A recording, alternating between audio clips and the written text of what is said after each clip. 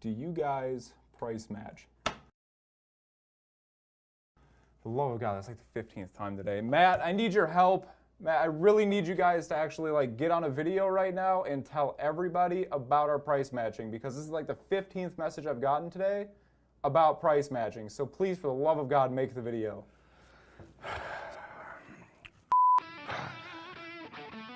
I don't understand it. I mean, day in, day out, nonstop. Phone calls, messages, Instagram messages, Facebook messages. Do you price match? Can you price match? These guys are having a sale. Those guys are having a sale. Price match this, price match that. We do price match here at The Real Shot. We will price match any of our competitors because we price match. I mean, we're talking price match. Seriously. All these amazing products and all you people care about is price match. We do price match, and that's all I'm gonna say. Get into The Real Shot, bring a competitor's ad, and we will price match. I'm out of here.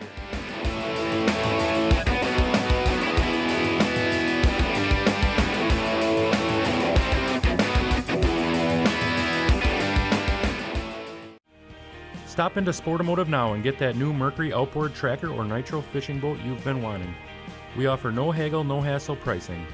Celebrating 36 years in business, we're Sportomotive, your authorized tracker boat dealer. The Real Shot is Wisconsin's #1 independent outdoors pro shop that specializes in bass fishing gear and tackle. We've got all of the biggest and most sought after brands in bass fishing all under one roof. Our online shop has a massive catalog of some of the greatest bass products you'll need to find success on the water. We ship fast and nationwide, so head on over and see what we have to offer by visiting www.therealshot.com today.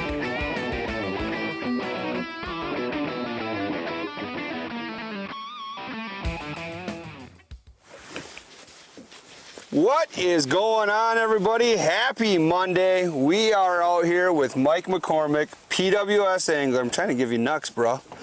With McCormick's River Guide Service.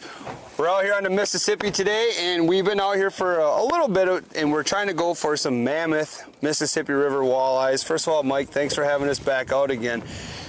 To all you watching this, when we went with Mike perch fishing, that was like one of the best viewed guided lives so far. And we only went live for a little bit with you. Yeah. Yeah. So we are out here trying to go for some big walleyes. Now I'm gonna let Mike kind of talk about what our tactics are for today, and hopefully now that we are up live and ready to roll, we've been saving the fish catches for when the camera is up and operational. So let's talk about it, Mike, where we're kind of located, and then what we're going for as far as like tactics and water and everything like that. Well, today we're up on the head of Lake Pepin, up towards the top of the mouth of the river.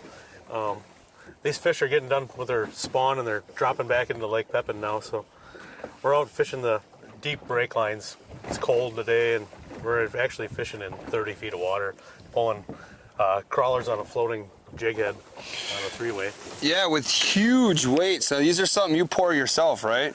Yeah, 6 ounces of lead. 6 ounces of lead. So I mean, sometimes Travis will point to the rods, and so we're just basically just touching the bottom. And then you said the crawler harness itself, or the floating jig, is how far off bottom? About 16 inches off the bottom. Okay. But you know, we're fishing 30 feet of water. It takes quite a bit of lead to hold that halfway straight down, you know. So. And now you've been coming out here quite often in the last couple weeks. You said the bite's been fair to best at times? Yeah, if we could have had a normal spring, I think the bite would have been phenomenal. But as today, you can see it's not warm out today, but I don't know. The water temperature will warm up and they'll turn on sometime throughout the day, and then there's a feeding window every day, sometime through the day, but usually the fish are nice size that we're catching. So yeah, you've been out here and you got what, some 28s, 29s? Yeah. That's quite a few of them at 29 and a half, 30 inches and stuff like that. So when Mike was messaging me, he was kind of saying that, the bite window, like you said, is when it's there, it's right on. But, realistically, we're going to fish for like 6 to 7 maybe bites today, possibly. I mean, we've been out here for a couple hours already and it's been slow, but water temps right now are around 58 degrees. And you can kind of see if Travis would pan. So this is a point, you're saying, like a long point that sticks out here? And the fish are just on their way back, so they're just stop somewhere and feed, and then they roll along. But you can see on the graph there's plenty of marks out here, but some days some days they bite in the afternoon, some days they bite right away in the morning, and you never know. Yep. So we're hoping to, hopefully catch at least 1 or 2 nice walleyes today and catch and release. But, in the interim, waiting for the live stream to get ready to roll here, we've been talking a lot about the upcoming PWS. Now, we haven't been giving any information out there at all, but, let's talk about your excitement for Lake Wisconsin.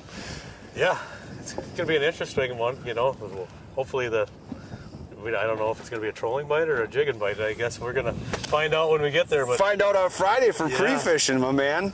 Yeah. Now, you haven't been out there yet? I've never fished Lake Wisconsin. Kind of interesting that, there's a bunch of stump fields and all kinds of stuff. That looks like we get to drive around, and hopefully we don't tear the lower unit off, I guess. So for day one for you on that Head2Head PWS, are you going to be doing a lot of graphing on day one, do you think, more than you will be fishing? No, I think I got places in mind that I'm going to go start fishing at and see what I get.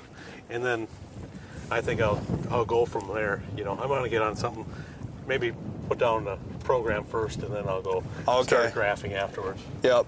So with the, you talked about you were never to Lake Wisconsin, and then we're having a hangover here from Detroit River. You weren't ever to Detroit before as well either. Right.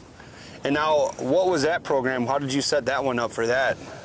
Detroit was nothing what we expected when we got there. The water was a lot clearer than I thought it should have been or whatever. And then the weights that we were using for jigging and stuff were way lighter than what I anticipated or thought that the bite should be. Yeah. The vertical jigging, everybody's talking 3/4, 1 ounce or whatever. I want to show these. I don't know. Are these a secret, Mike? Can I show what you poured up? So I don't know if anybody, but yeah, so this is what Mike was kind of preparing to be using a lot in Detroit. I don't know, how heavy are these ones? Those are probably half ounce. Half ounce. And you didn't even go into the box of these at all? I never really got into half ounce over there. We were pitching like 1/4 and 3/8 for the most part over there. Yeah, that was. I think we talked about that a couple of times. Is the anglers are the 32 that we have being there. They definitely changed that bite forever into Detroit River. So it'll be interesting. So if you got any questions throughout the day or throughout the time that we're live here, don't be afraid to hesitate and ask Mike some great guide questions. Again, like one of the biggest questions we get nonstop is it's 58 degrees in the water temp. We're fishing these fish on the post spawn, so they're coming back from, you said there's a dam up there that they spawn at? The Red Wing Dam. Yep. So they go up there, they're spawning, and just by structure, everything like that, we're trying to tackle these fish as they come back down. Where do they go? Just go into the river then from here? A lot of them will probably spend most of their summer in the lake up in here, or some of them go maybe down the Wabasha area. There's a lot of wing dams and stuff down there. Okay. So that's kind of what our program is. It's been, it's been slow right now, but hopefully with all the viewer support that we got going on, and we'll get some fish to trigger here. It's like Mike said, it's just been a goofy spring. However, your trip's been going so far this year. We started out the spring doing the perch fishing, and that goes up and down, so the bite kind of goes up and down, and like you get a big 4 or 5 warm days, and there'll be a whole surge of fish that go up and spawn, and then you'll get some coming back. But the whole spring was kind of up and down a little bit like that, so you never knew what fish you were fishing. Either you're fishing post spawn or ones that spawn and they were coming back, and then you had another surge of fish that were coming up that were pre-spawn. Yep. It's kind of interesting that way. Yeah, it's just been, everything's been weird. We had just frost. I hear it on the radio on the way here. They're still calling for areas of frost, right now. You would never think that it's, May 9th today or 10th or whatever the heck it is. It's crazy, but that is definitely springtime here in Wisconsin, so. But yeah, just a little chunk of crawler on the end of a floating jig, and hopefully we're gonna get a 28, 29, 30, 31. But yeah, it's been, it's a little breezy today. We got a northeast wind. Not ideal for conditions, right? Not the perfect northeast wind, for fishing, yeah. But boy, it's this time of year. I mean, if you're looking to book a trip with Mike, hit him up. I mean, it's gorgeous down here. He does a great job. We had great conversation going on the whole time we were down there. And so if somebody's interested, we've kind of talked about this. You said you got the perch bite. Like this time of year now moving forward, what does your windows open up for, like fishing? Are you going to go for walleye continuously throughout summer then? And then there's a panfish bite at some point you'll go tackle? Yeah, there'll be walleye bite throughout the whole summer. Then we got, your bluegills and panfish are going to start spawning now, and then you're going to get in the summertime, the bluegills will actually move out on the wing dams, and you actually get the big bull bluegills out on the wing dams. Oh, really? They're just about as long as they are tall. I mean, they're like a paper plate, Ooh. Those are in there and out on the current, so they're a lot of fun to reel in. Pound for pound, I mean, bluegills are one of the most hard fighting fish out there. That would be an interesting. So what is that? Like pitching small jigs up along the wing dams then? Actually, we just drop shot them. No way. Yeah. With like a crawler chunk? Yep. Ooh.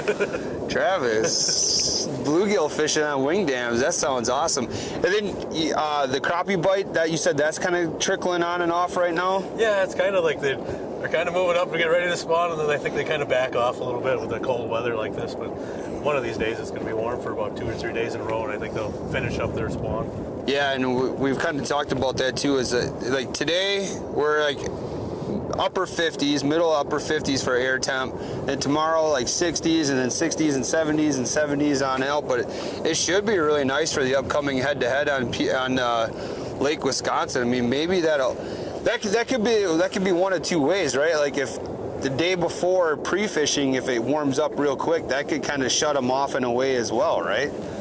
Yeah, I think them fish over there, we had that warm weather early, so I think they spawned early and they're dropped all back into the lake anyway. So I think that they should be ready to be biting as soon as you get some nice stable weather.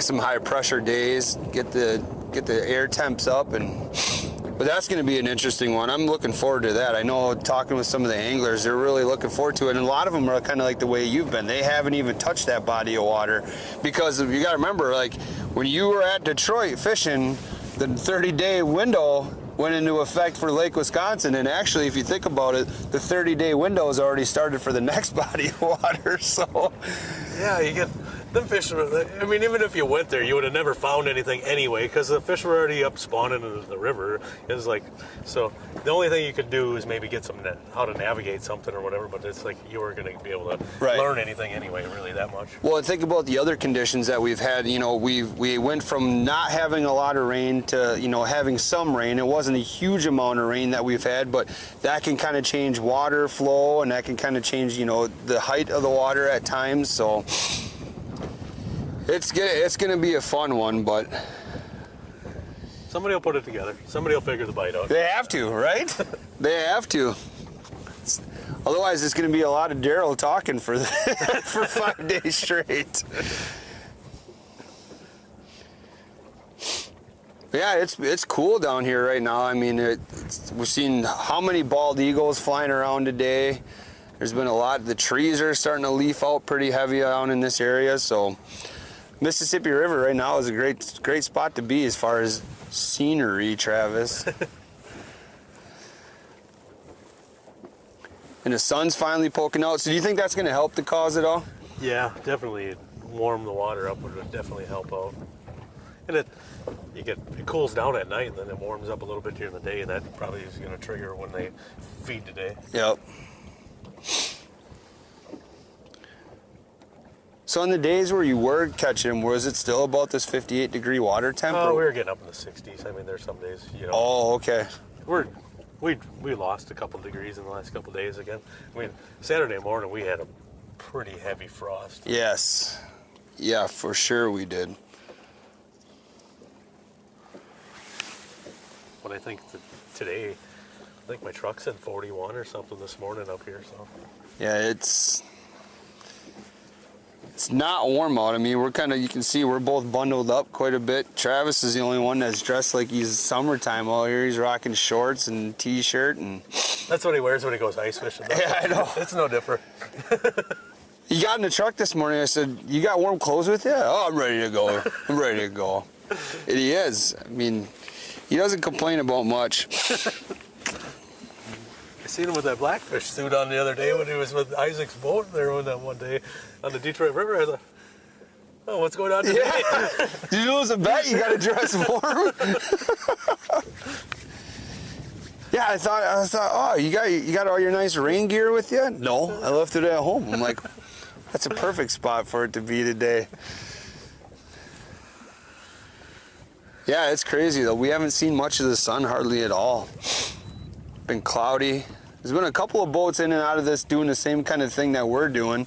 So is this the game plan? I mean, this just fish this same piece of structure. You know the fish are here. We've marked them.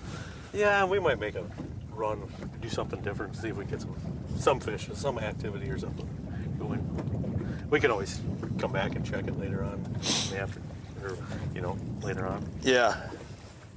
But yeah, we've seen some huge marks up on the graph, and so as far as availability for what your schedule is now with the PWS and everything, I mean, you have quite a few openings going forth this year so far? I think my weekends I'm booked out through middle of June right now, and then I do have some weekday availability right now. I know I had like 4 or 5 days until the middle of June right now open. Open? Wow.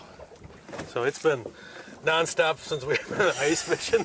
So been staying busy, that's for sure. It's like I haven't even had time to think about the head-to-head on the Wisconsin River yet too much. Is that a turn? Fish on. Oh, just like that. It doesn't feel very big, but I don't know what it is.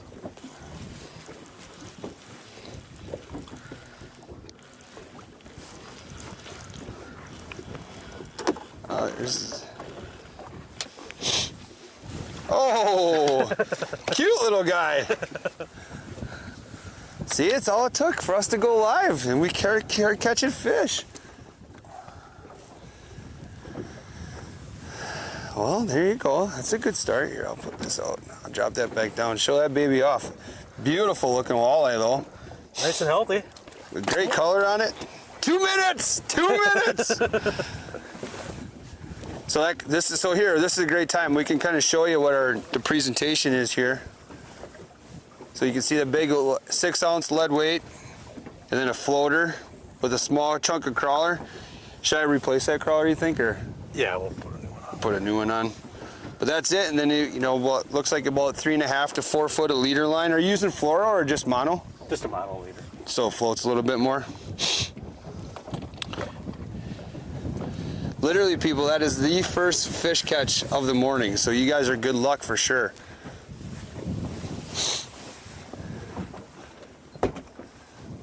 That might be the trigger we need.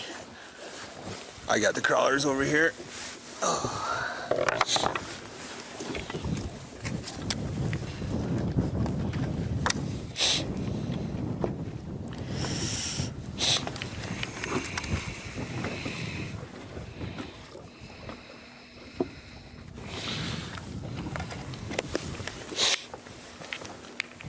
So you want to show everybody here how you're hooking these?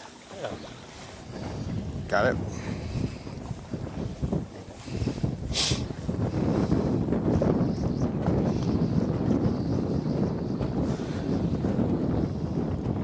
I'm just gonna barely hook that crawler on there, so it's kind of, I want it perfectly straight. So it's just gonna hang out there like that. If you hook it on too far or whatever, that floater will sit there and spin. Oh, and then it. Yeah, I don't, some of them I'll have it spin, some I'll have it, I like to have them just kind of natural looking. Got one. That's a pretty looking fish. Well, that's a start. Now we just need Grandpa to wake up a little bit. I mean, the kids are out running around, so.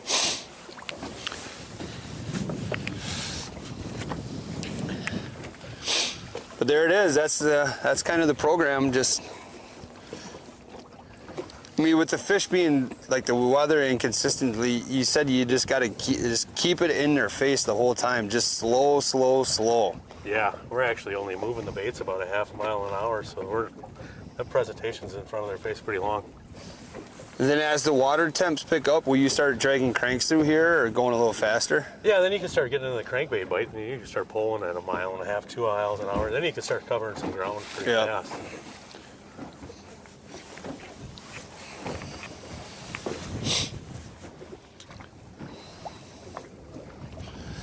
So yeah, again, thanks everybody. Happy Monday. Hopefully all the moms out there had a great Mother's Day. As we're watching the Guided Life, we're out here on Lake Pepin on the Mississippi River, off the Mississippi River, right? So does the river go right through here? Yeah, there's actually a buoy. So that's the river channel right there? Yep. The barge traffic goes right up the center, basically. Okay. How deep? So we're in 30 foot. Is it 30 foot through the middle there too? Yeah, pretty much the middle of it's 30 feet.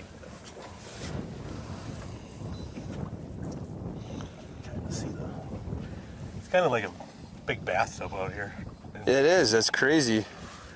Just how sharp those contour lines are. Well, it's, up by that point like you're talking about. Kind of reminds you of Winnebago. It's just a bathtub in the middle. Yeah, it's just a basin. It's big, huge contour line marks, but it is. You can see from off that point, or Travis showed you earlier. It's just jagged, and all of a sudden it just drops right off.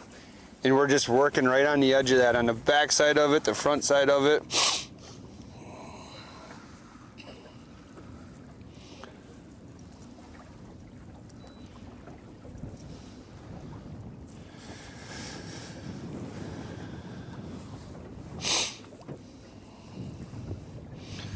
Now we got that little taste of fishes here. So remember, if you have any questions for Mike, let us know. And you want to know anything about our presentation or what we got going on, just simple baitcaster rods, telescoping here on the Fenwicks. Just dropping them down 30 foot, 6 ounces of lead weight, floater with a crawler tip on it, and waiting for a big old mammoth walleye to go ahead and chomp away. Kind of weird, like I want to pull out my phone all the time and check, see if there's any questions, any comments. But yeah, I was thinking about it, that perch episode we did, that was freaking crazy. We kept 60 that day, right? And we threw back probably at least 60 or more. Yeah. I mean, we were picking and choosing our fish. Memorial Day, I am having fish fry. Oh, really? So we're all going to your place for perch? It's at my parents' camp. Okay, so we gotta go there. So everybody, we're all going to Travis's place for Memorial Day. Huge fish fry, perch fry.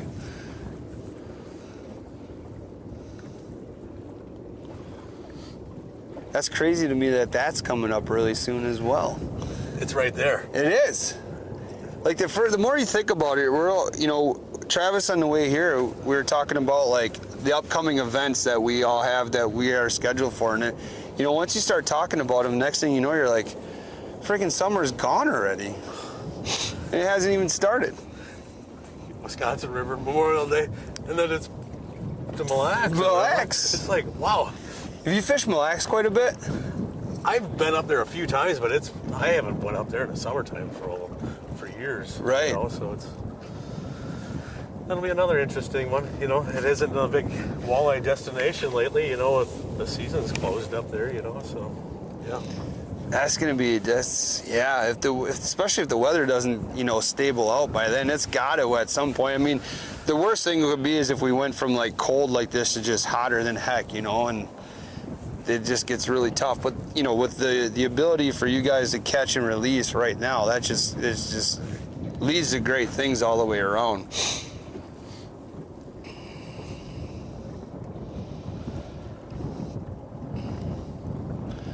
I'm kind of curious with this 6 ounces of weight on there, anything that is, even that little fish pulled pretty good on this heavy setup here.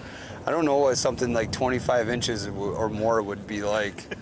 I think that's about my biggest walleye, is about 24 or 25.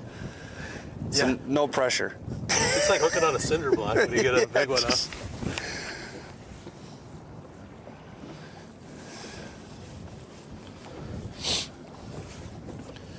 But for those who want to cast, is there a bite window right now for like a cast bite? Yeah, we were pitching jigs all day yesterday, but we weren't getting the size of the fish, like this. But it's something different, You can go out and jig fish. You're going to catch a lot of little ones right now. Okay. And a few, nicer fish. Depends on where you're at. But I think in the next week or two, with the water warming up a little bit, then the fish are really going to be on the tear. So by pitching jigs, are you throwing on like breaks and points like we are now, or are you actually flipping like grass or weed or brush or anything? We're actually fishing rocks or, current seams or whatever. Okay. Are the fish on the wing dams yet? There's some on the wing dams. They're just they should be out there by the end of the week or whatever. I think they'll all be kind of moving out that way. The water's down and the current's slowing down on the river. Okay. There's actually, I haven't seen the water this low at this time of year in so long. I mean, if you look anywhere on any of the shorelines, you can almost just about tell where the water lines have been. Now, last year with all the rain and stuff, was the river way up? Last year actually was like our first year that it was actually kind of down. Oh, really? Yep. How long you been out here guiding? I've been guiding for almost 17 years on the river here. That's insane. Did it start with walleyes for you? I've always had a walleye passion. Okay. Yeah, that's I don't know, that's where I started. I spent all my time chasing them, so yeah. Yep. And so was it guiding first and then the tournament side of it, or was it vice versa? Vice versa. Okay. You were a tournament guy, then you decided to guide? Yeah, I decided to do a little bit of guiding. I didn't want to do it full time, but it ends up being, one or the other, so. Yeah, but when you're good at what you do, I mean, it's just word of mouth, right? Most of your business comes that way? Yeah, I see a lot of the same guys, year after year. You see some guys, you'll see them ice fishing. Sometimes you'll see them maybe twice in the spring, a couple times in the summer, maybe once in the fall or whatever. So yeah, I mean the same guys are booking the same weekends for the next year or two. So wow, that's awesome.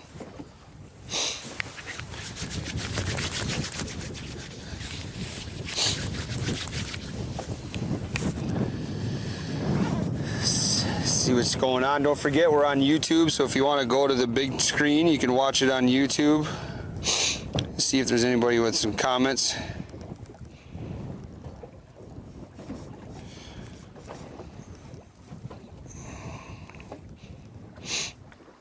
Oh, Captain Claus is in the comments here. 2 minutes. Somebody called out the penalty on the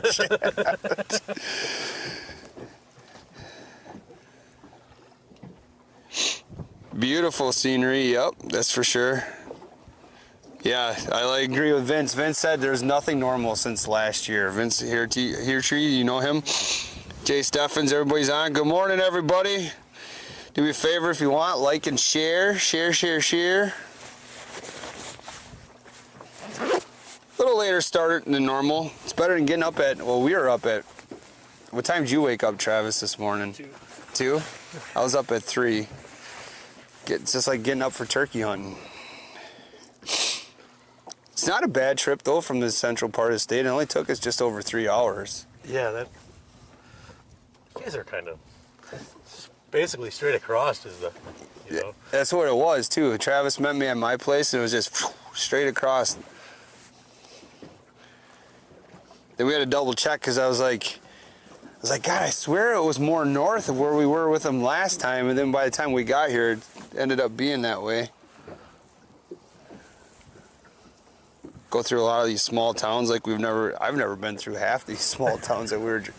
It's just crazy where you live in a spot your whole entire life or most of your life, and then you always find something new if you just go out on a little bit of an adventure.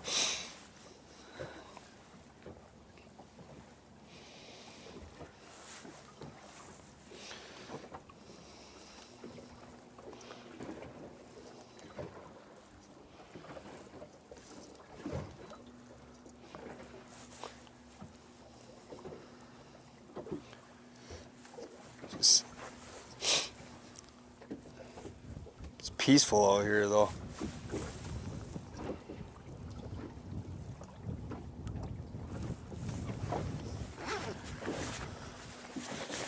Kind of watching those rods bounce is mesmerizing, isn't it? Put you to sleep a little bit. Just enough wave Nothing action. calls is in the comments here. Listening to me, listening to you.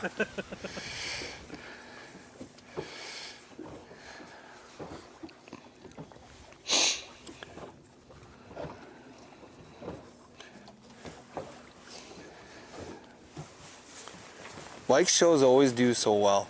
You're a celebrity. People like you. They know you. Where is he at?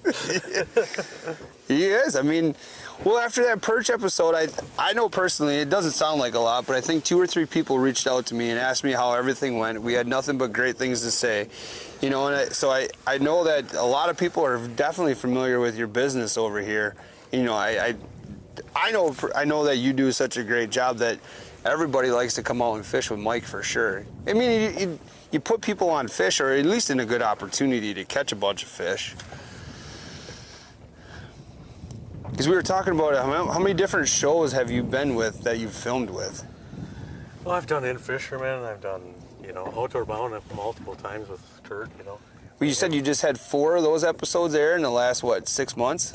And live probably the last 3-4 months. Yeah. 3-4 months? He's a celeb. Yeah. And Kurt, all I had to do is send him a text message. He'll be down with the camera the next day or whatever, you know. Well, that's the way it was for me. You sent me a message. It was actually a Snapchat. Oh, that's right. I forget we're friends on Snapchat. And you're like, I'm on Big Walleyes, man. We should definitely come. I'm like, we'll be there. Or you get, yeah, it's always, you know, looking for something to film. Yeah, come on down. I'll figure out. I'll figure something out. Well, living on the Mississippi, there's always something biting someplace or different opportunities. Yeah, I mean, you look at like the 100-mile stretch here. You got Red Wing Dam all the way down to Genoa or whatever. I mean, there's something in that 100-mile stretch that you can get going somewhere.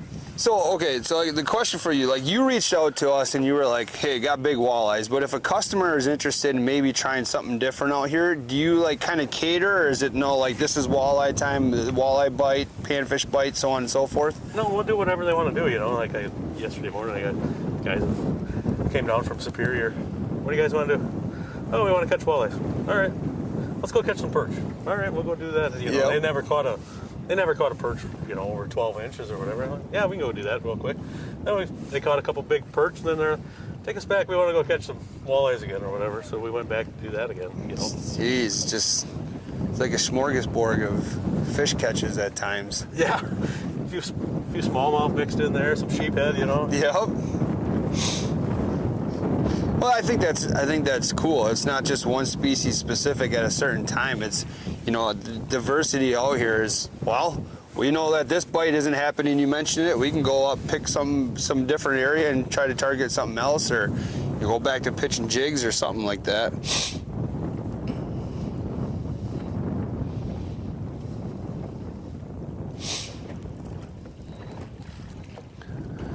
You know, you did say though, it's like key bites right now on in this spot. It's either they're munching or they're just laying there and not wanting to play the game. Yep, you're just waiting for the bite window to open up or whatever, and that's it.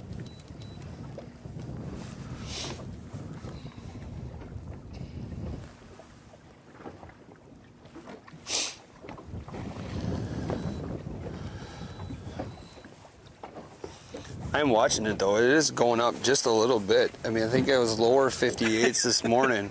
I'm just hoping, I'm like, maybe it'll go up a degree or two and it'll really start chomping.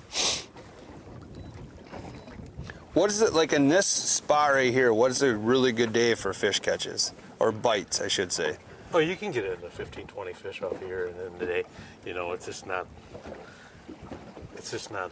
a normal year where everything moves at one time and goes down. So I think you're on up with a few fish here and a few fish there this year. So I don't think it's nothing. Oh, okay. You're not going to have no super great year this year, I don't think. Yeah.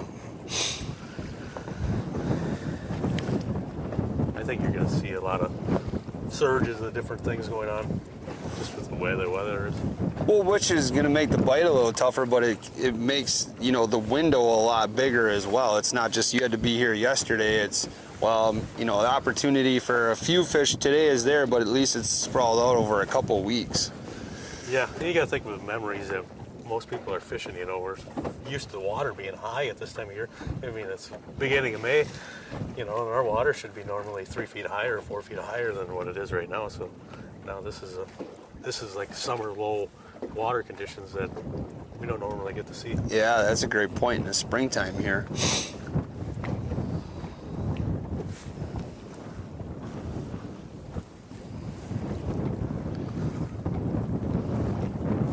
So is this a spot that's been kind of like proven throughout the years for you, or is this something you happened upon at, you know, recently? This is all the points on the whole Lake Pepin system are all proven spots over the years. Okay. I mean, there's all the whole river, anything, you know, any structure that you have on anything is going to be a key focus spot on, you know, the fish. Especially like you said, because it's a bathtub out here at some point. So just certain stretches. So like from this point to that point up there, is it about the same, or is it just a little different depth wise? There's, as you get up the contour line or back down, and you know, it just drops into deeper water out towards the middle here. But some of the sides you get into, it'll get real shallow. The upper part of the lake is shallow. You know, you get up by Maiden Rock, you get around that area, and then you get into Maiden Rock, and or some of them places, they're all Bay City. There's all shallow up there. I mean, it'd probably be a great place if the sun was out this afternoon, because it's probably 6-7 feet of water. You can get them up there, and the fish would be warming up a little faster. But you know, we don't have much for sun to warm up the water today. And then you got just out from Bay City, you got the regular channel of the river, and a lot of them fish will, you know, that's the, they call it the can line. There'll be some fish on there too. Okay.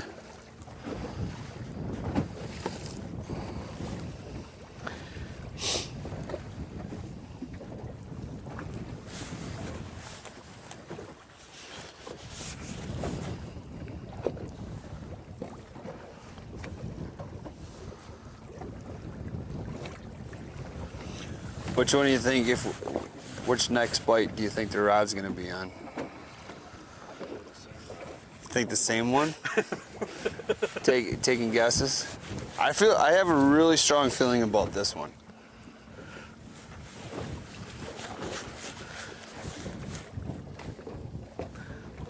But then you know what it's gonna be? It's gonna be one of these like sleeper ones back here. Just cause like, I struggled so hard to get this one out of the rod holder before that I know that this is going to be the one to go. It's kind of funny. There's like each one, well, two of them got red on them, and the other one's got like green or orange, whatever. But red's been firing better than the other ones. That's been. Yeah. It's red about that That's big. that big. What is? Yeah, right. You're not even seeing that at that point. Yeah, Walleye's gonna look by and be like, oh, green today. Nah, I'm not really feeling green. Oh, that one's red. That one looks pretty good.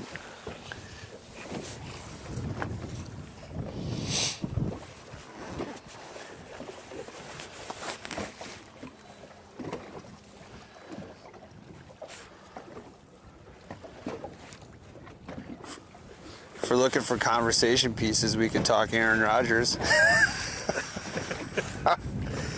Will he stay? Will he go? Is it even really a thing, Travis? He was getting all fired up talking about it on the way here this morning. It's not even a thing. The guy was wrong. Might be a thing. Blew away out of it. Reminds me of another Hall of Fame quarterback that we had in Green Bay for a while. You guys remember that?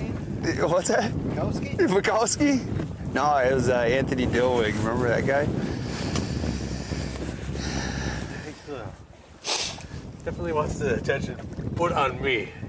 Yeah, I don't know. It's just, it doesn't make sense at times, right? this conversation could go on and on. I mean, we should have more Super Bowls with them. I think just Brady's just showed some people that, you know, you don't have to be at one team forever to win. You can go anywhere. What team he went to, though, Well, yeah, see? It's funny how you can put a whole team together and then all of a sudden you just go and do whatever you want. Do whatever you want. It takes more than one guy. We should, it's weird. You think we would build a team around a guy like that to be like, whatever we got to do. I don't know, after last year, I stopped kind of watching professional sports. It was just one of those things.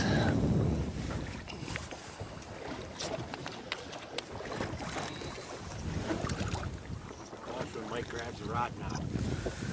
Fishing. Yeah, right?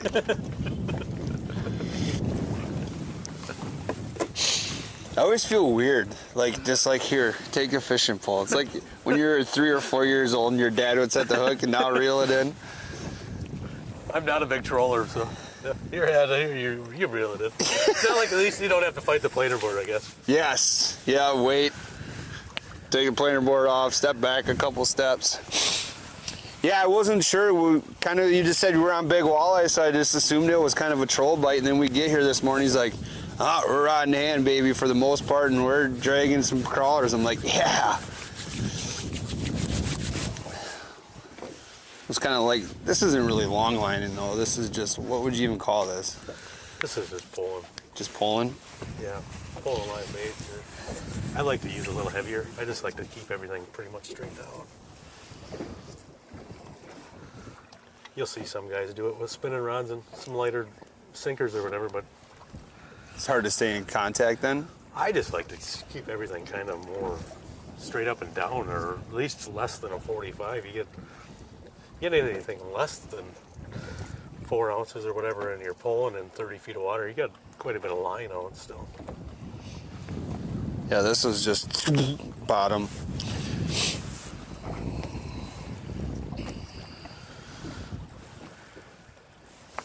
Might see some heavy sinkers come into play on the Wisconsin River. Oh, I can't talk about it. Yeah, that'll be interesting, you know, because so again, coming from Detroit, I think a lot of people are going to be like, "Wow, we're going to see the jig bite, right?" But it'd be interesting to see if something like this, obviously not with night crawlers, but this kind of tactic, or trolling crankbaits, or I don't know, casting crankbaits or something like that. There's a lot of different structure out there that we just haven't seen yet.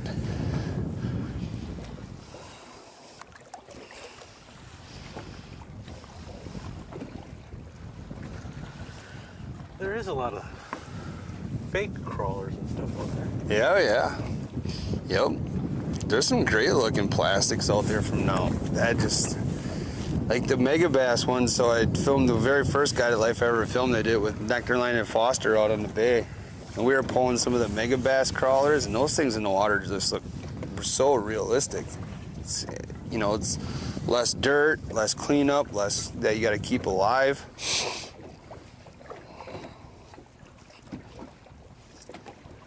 I mean, just look at the fish catches the 32 of you had comparable to, can you imagine if you had to keep rebaiting live bait all the time out there? And I don't think it made much of a difference, you know, if you're gonna have a hard time casting and popping jigs or something like that with a minnow on there. Right. Yeah. So it was interesting to say the least. I think a lot of people were pleasantly surprised to see how many fish you could definitely catch on all those plastics.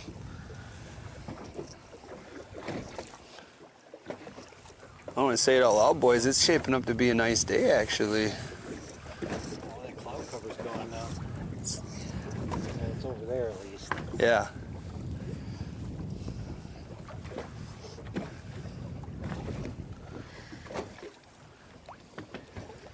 So the guide business information, they should go where to contact you for that? They can go on my Facebook page, and you can go right on there and click on there and contact me or whatever. That give me my cell phone number or whatever. But yeah, message me on Facebook or call me on my cell phone. So weekdays right now are your better days, obviously, right? If they're looking to get something in the near future. Okay. Well, you were saying this area too in the fall it turns on again as well, right?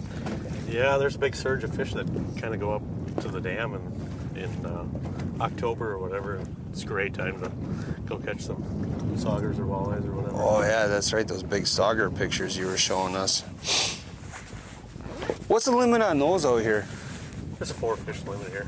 On just anything? Yeah, the walleyes or the sauger, and 1 fish over 20 inches. So you can have 1 trophy fish or whatever. Okay. Yeah, or you can have 4 fish under 20 inches. Oh, so it's 1. Oh, okay. That makes sense.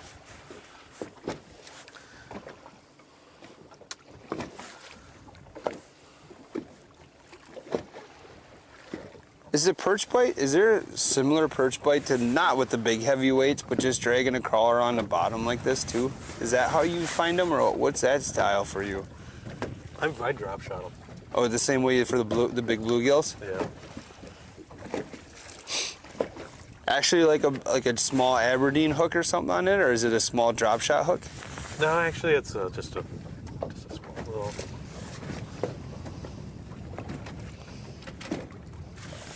Like a little octopus. Oh yeah. I like something that's pretty sharp. Perch got kind of a little bony mouth, you know. And so is it like so you can see here, these are what he's recommending. That's for the perch on a drop shot. That's so interesting. But is that always tipped with the crawler, or do you ever tip them with a minnow too? You can tip them with a minnow or whatever, but I usually put a crawler on it, whatever. You know. Okay. Yeah. Sometimes you can fish plastics. See, that's always one thing that after you start drop shotting more, it's like there's such a huge variety of fish that you can catch with that method of fishing. Yeah, it's not so much the method, it's just keeping your bait up off the bottom. Right. I mean, if your bait's laying on the bottom, there's not a lot of fish that are going to go pick it up off the bottom. It's like the original drop shot was created with whitefish. You know, because they would run the weight at the bottom and then have their dropper lines all the way up.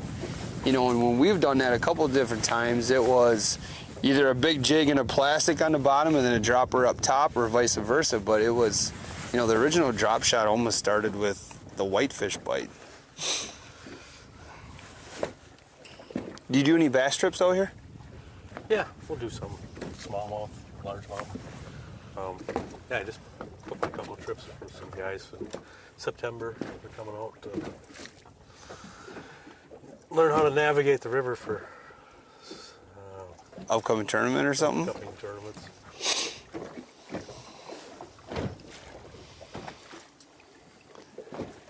That was just fun watching all those guys crush all those bass, especially the frog bite out here. That's what Travis and I, every little cut on the way down or on the way up here, we're looking here like, oh man, is that where some of those guys were fishing? Is that where?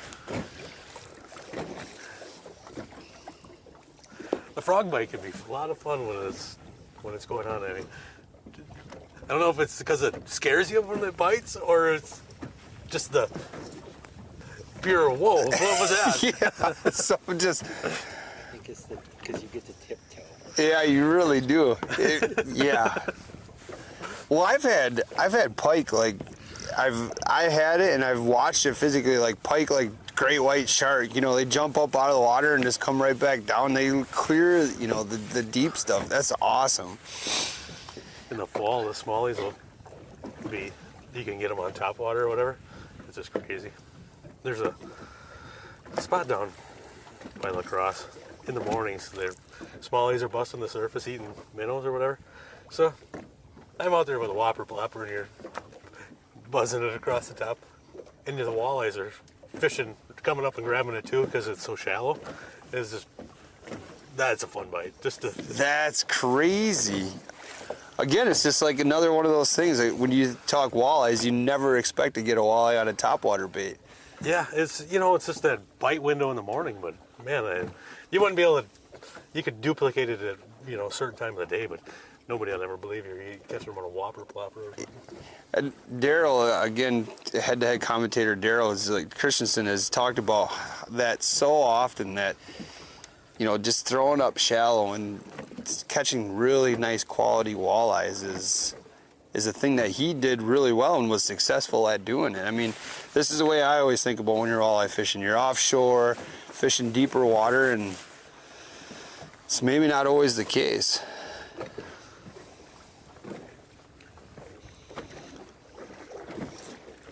You think about when you catch smallmouth, a lot of times smallmouth and walleyes are in the same spot in certain bodies of water, That's pretty common here. If you're walleye fishing, you're catching a lot of smallies.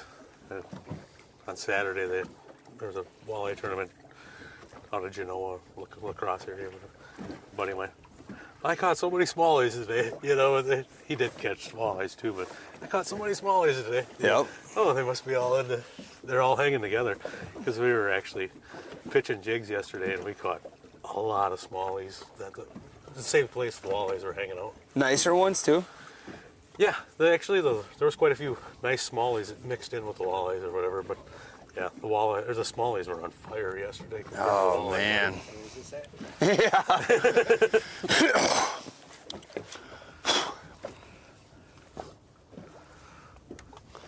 Yeah, what were those GPS coordinates again? Yeah, they must be just about ready to make the break for their spawn. Some of them were upstream on the pool of water, and then the other ones were just kind of hanging out in the normal spots. The thing that I was, I was one of those guys that do walleyes really fight, and then watching those guys on the Detroit, I'm like, yeah, those fish were putting up some big fights. It was, the more I've watched it, the more I'm kind of like, yeah, well, the walleyes are impressive fish, man. I can see why people make the switch. It's either they really, some of the big ones, either they fight you or they don't fight at all, Sometimes the water's so dirty here, I don't think they really notice that they don't see our boats in the river here.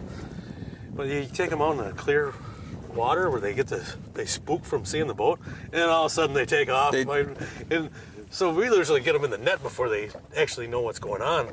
But you get in the clear water, they take off before you even get a chance to net them. Well, and the other thing about that is just how effective a predator a walleye really is. I mean, listening to anglers like Mike Gofron talk, and all these other walleye anglers like yourself just saying when you get a school of walleye and they're triggering, man, it's like piranhas in the water. It is crazy how fast that feeding frenzy will turn on. Yeah, you'll see it on the rivers a lot.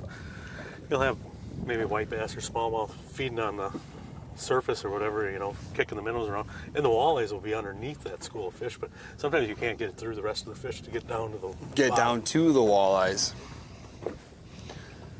Is there a lot of big white bass out here in the Mississippi too? Yeah, we got quite a few big white bass, they're Do you eat white bass? I'm not You're not. I throw them back. Okay. They're I know you guys do a lot of white bass fishing on the other Yeah. side. I enjoy them. Take the back straps out. I think they're pretty good. This is no different than anything else. It's depending on the water temperature and how you keep them, prepared and everything like that. But I like white bass. We catch them on we were throwing 4-inch plastics yesterday, catching them on a jig. Oh, they're a good fighter too. In the current. So they're feisty. They swim good. They do. They are a good fighting fish, especially when you're catching them on the vertical presentation like that. They really dog you hard. The one I think I'm ready to try, and I'm not excited to say that. I'm ready to try a sheephead once, just to see what they taste like. Have you ever tried one? Oh, really? Yeah, I know a lot of guys smoke them and stuff. I mean, I have some clients that some old farmer guys that, oh yeah, throw that in live well. I'll smoke that when I get it home or whatever, It's actually a white flaky meat. Actually, you wouldn't notice the difference anyway, I don't think. Yeah, I don't know. They always say there was that one, I seen a couple videos where they tested out, and some people say it's a you'll never tell the difference if you fry it, you know? I don't think you probably would. He deep fry just about anything. There's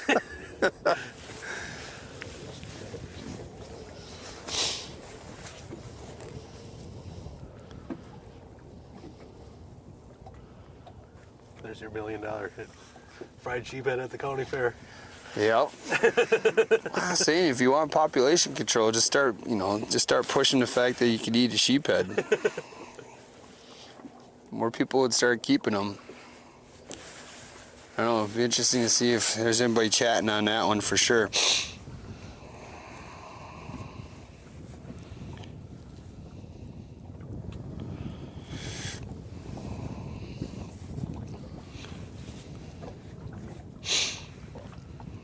Wind's starting to lay down.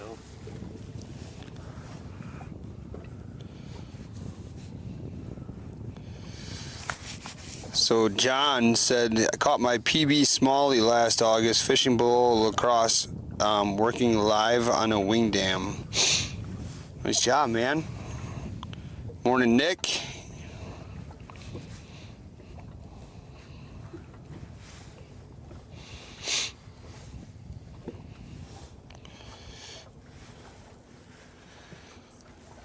So yeah, we're out here again just for any new viewers, kind of watching the new and old viewers that are on there. So we're on the Lake Pepin. We are going for some big mammoth Mississippi River walleyes, trying to get a couple of those. We caught one as soon as we went live. We caught a dink, and we're just hoping to get a couple more bites here today. But we're here with Mike McCormick, PWS angler. We've been chatting a little bit about the upcoming Lake Wisconsin event. We've started talking about Mille Lacs. McConaughey, you've been doing any research on that one? I haven't started. So is that, before the 30-minute or the 30-day window hits, is that one that you might venture out, or are you just too busy to get out there all the way out in Nebraska for that body of water? Probably not going to make it out there. Is that intimidating, going to a body of water like that and never being on it? No, it's not intimidating. It's just I'll definitely do a little bit of research around here before I go that way. Like map study type stuff? Yeah. You know, nowadays with our electronics and stuff, I mean, you can go sit in the garage and go check out anything you want, really. Yep. Basically, from having two graphs, so you could have one zoomed in, one zoomed out, or whatever. Do a little homework that way too, pretty easy. I think it would be exciting in a way, because it gets that, that curiosity, plus it's like a new body of water, and it's got to stimulate that a little bit, where you're like, yeah, this is a good change of pace, especially since you're not fishing the same stretch all the time. Yeah, the Detroit River, I mean, it's neat how the scenery that's around there. You get a steel mill or whatever, or you get downtown with all the buildings and stuff. The scenery in Detroit River is beautiful. Yeah, then you could go to some place like McConaughey, where it might just be like nothing but sand all around you, and and slight bluffs and everything like that. I've never been there, but I'm just kind of imagining in the middle of Nebraska like that. But Mille Lacs is going to be a good one. I mean, I think that's going to be a pretty good event, depending on how the weather stabilizes and the bite and everything like that. But you won't go to any of the lakes before the events actually happen? Actually, I'm going to be on pool too. Oh, okay. That's all right. That would make sense. I keep forgetting about that one in the mix of it all. Yeah, pool too. Yeah, that's going to be an exciting one. I got a good feeling for that one. Yeah, that one's going to be a good one. I can see that already. That's going to be just that time of year. So, I mean, you living around that area, how often have you been to Pool 2? Pool 2 is a little bit further north, too far north for me. Okay. It's one of them. I think it's just because it's where it's at, in the cities or whatever. Not like everybody goes up there fishing, Right. And that stretch is all catch and release as well, right? Correct. Man. Why is that? No. I think I don't know why maybe they didn't have a population at one time or whatever, and just kind of slid through the cracks or something. Yeah, that would, to me, it's almost like being catch and release like that. It's almost got to be a trophy fishery at some point. Yeah, and I would say a lot of the people that live there, they probably go north fishing, or they go south. Right. Nobody probably fishes it anyway. Oh man, you guys are gonna spoil that one then too when you go. It's gonna be Full Tool is gonna get a lot of recognition. But again, it just goes to show you it's the uniqueness of Head to Head and the ability to not always go to the same bodies of water over and over again.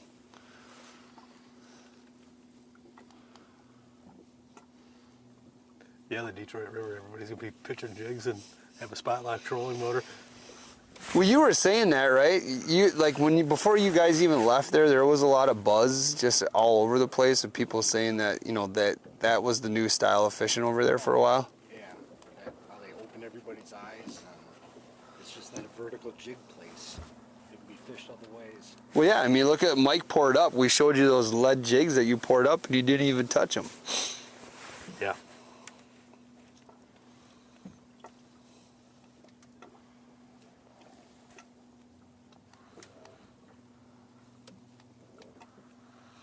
You know, the other thing I was wondering about Detroit, would an imitation worm would have worked the same thing, or were you noticing that it had to be a minnow-shaped body to catch walleyes? You could see that a lot of them fish were chasing minnows. Like I don't know if you went anywhere in the shallows or whatever, like the docks and stuff. There was just big balls of bait fish. Okay. So there's a lot of bait fish around. And it was a lot of small minnows. And yeah, one day Travis was my marshal or whatever. You could see him pushing them. There was minnows up on the surface pushing out of the water. Really? Yeah. Holy man. There was actually one boat sitting right there that was just hammering. Yeah. Just right, he's landed right on that school of bait fish, and he was crushing them. They were like nice walleyes. They were catching them, taking pictures of them and throwing them back. How did day one go for you and day one, day two? Day one didn't go very good. Day two was, I caught some fish, but this wasn't no numbers wise. Yeah. I had quite a few of them that were pinned underneath the jaw. Oh, okay. Yep.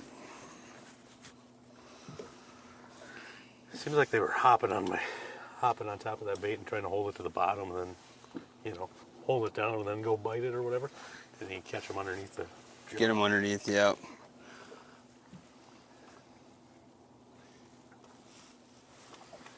Yeah, well, and that was the thing. I mean, that reaction bite, more of the jigging it, the retrieve it. They had to commit and eat it, at that point.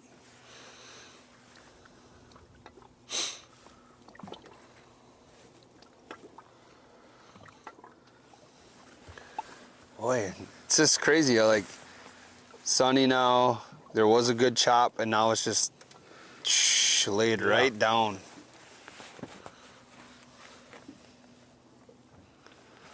Oh, there's a big mark.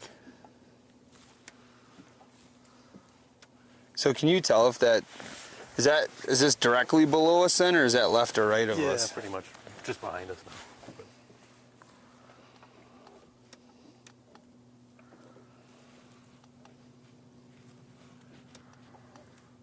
Seems that there was a lot more marks earlier this morning than there has been lately now.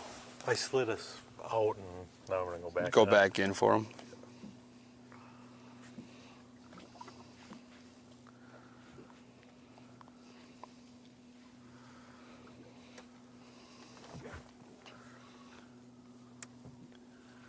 What rod do you guys think is going to go off next? Sometimes on the turns, that's when it triggers a bite.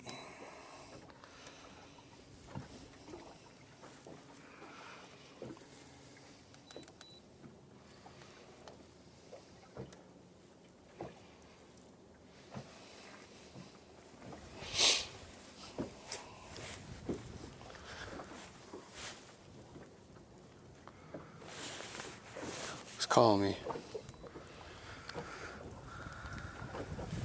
spammer. Don't know who that is.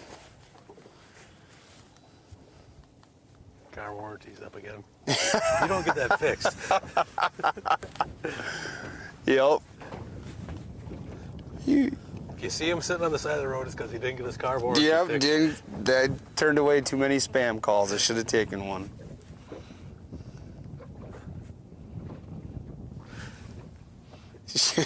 Your car warranty. Yeah, it makes you wonder. That one, they are persistent, you know? It's like, it goes out for 4, 5, 6 of them or whatever. I'm not one of those guys, but I love listening to the people that actually take those calls and just mess with the spammers back over. It's like, come on. Who's got that kind of time first and foremost? And I almost feel like when you accept the calls, you're inviting more to call you back. Maybe I'm wrong.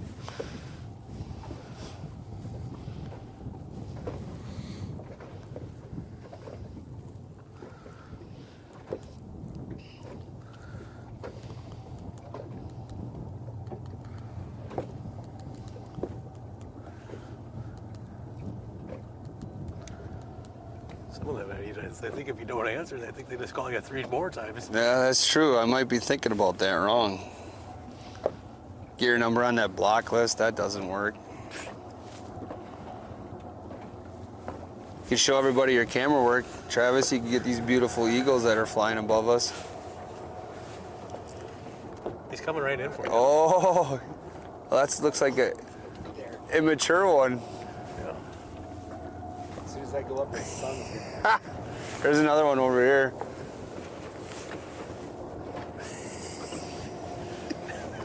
What's the matter? You don't feel confident in it? No, I'm gonna shine it. Oh, I see, right into the sun. Oh, this one's coming back for you.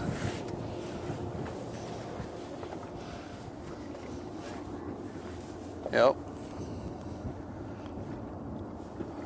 On the way down, one was flying above the highway and it had a big piece of like brush or something. So it must be building its nest. Working on his house. Yep.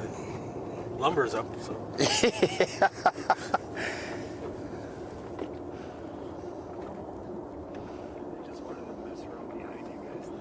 Yeah, look at them. It adds that beautiful lacrosse scenery. They're fighting up there.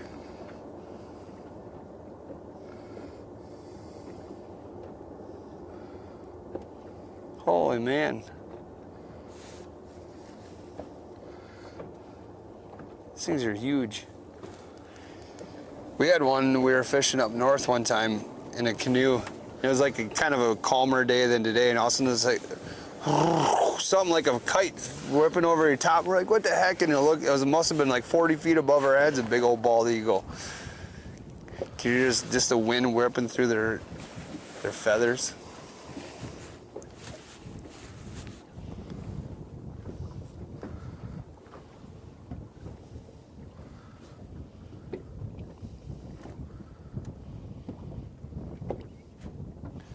So you got it, what, you said it 29 3/4 the other day?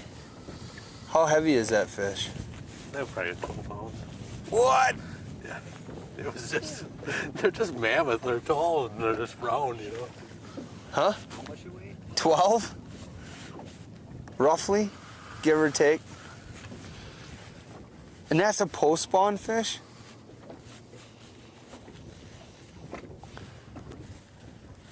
That thing must have ate like a 4-pound white bass just before you caught it or something. That's huge.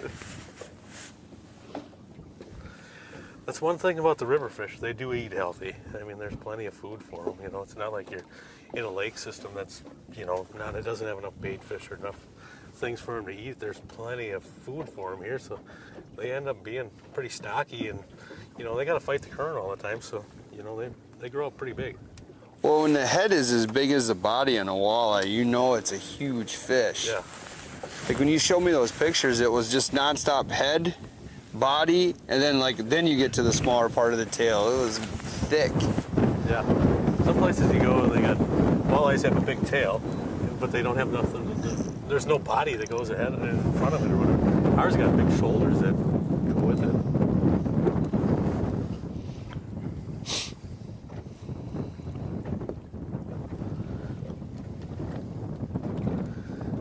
caught like post spawners here that are 25.5 inches that are over 8 pounds. Really?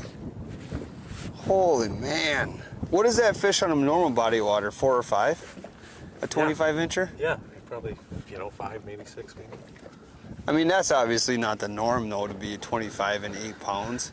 No, but I would say, you get, some of them are bigger, but, you can find fish that are probably 26, 27, 28 inches that are probably over 10. Jesus. Well, let's stir up one of those if you wouldn't mind.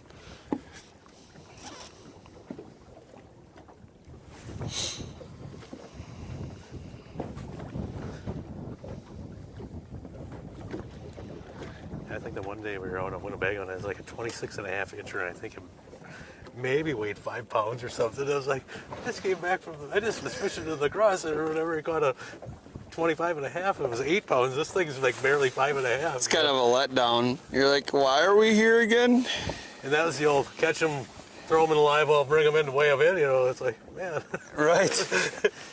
Yeah. That was one of the years where there wasn't too many bait fish on Winnebago. Where they were chomping. Yeah.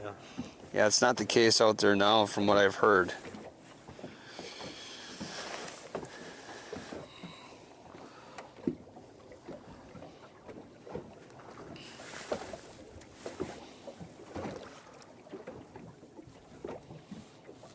Do you target any catfish on your guiding service? We will. We gotta get the water warm up, and I think this year will be actually pretty decent because as the water right now is low, so I mean, it should be a pretty good year for it. I would say, there's a June, they'll be spawning in July, and then the fall is always good, or August. Do you go for both channel and flats? Yeah. Okay. Everybody wants to catch a big flathead. What's your biggest flathead catfish? 48 inches, 50 pounds. Jesus. Is that a big one, Travis? 48 and 50, roughly. I can't remember what the length of mine was, but that was 46. That's my biggest, 46 pounds. Yeah. This is the place to catch them.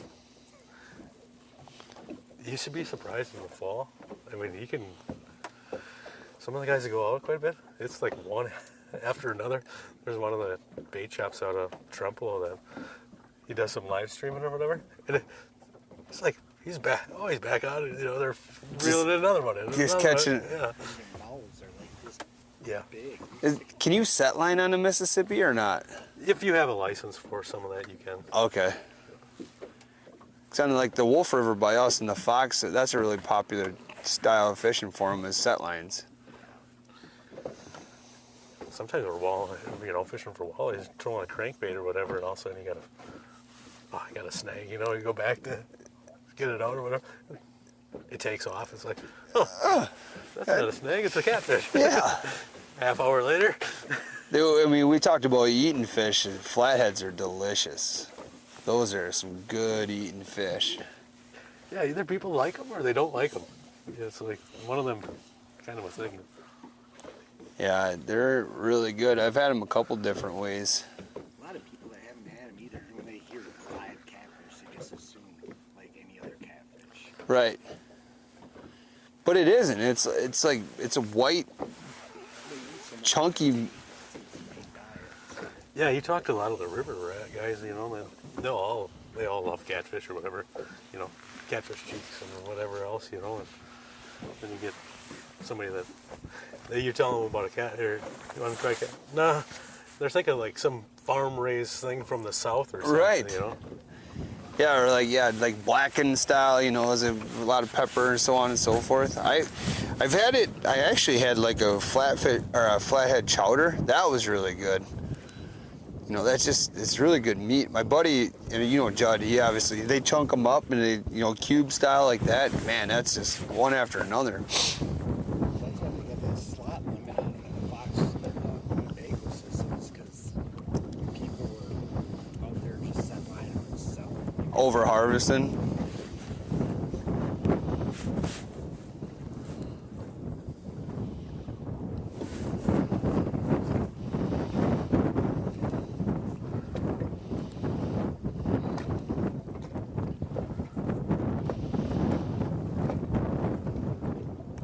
So on a day of fun fishing from Mike McCormick, what are you going for?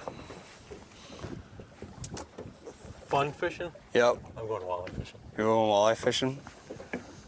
Probably not on the river, but somewhere. Just because you spend so much time out here? Yeah. I'm going to be up in the Bay, Green Bay for a few fun days coming up. Ooh, there you go.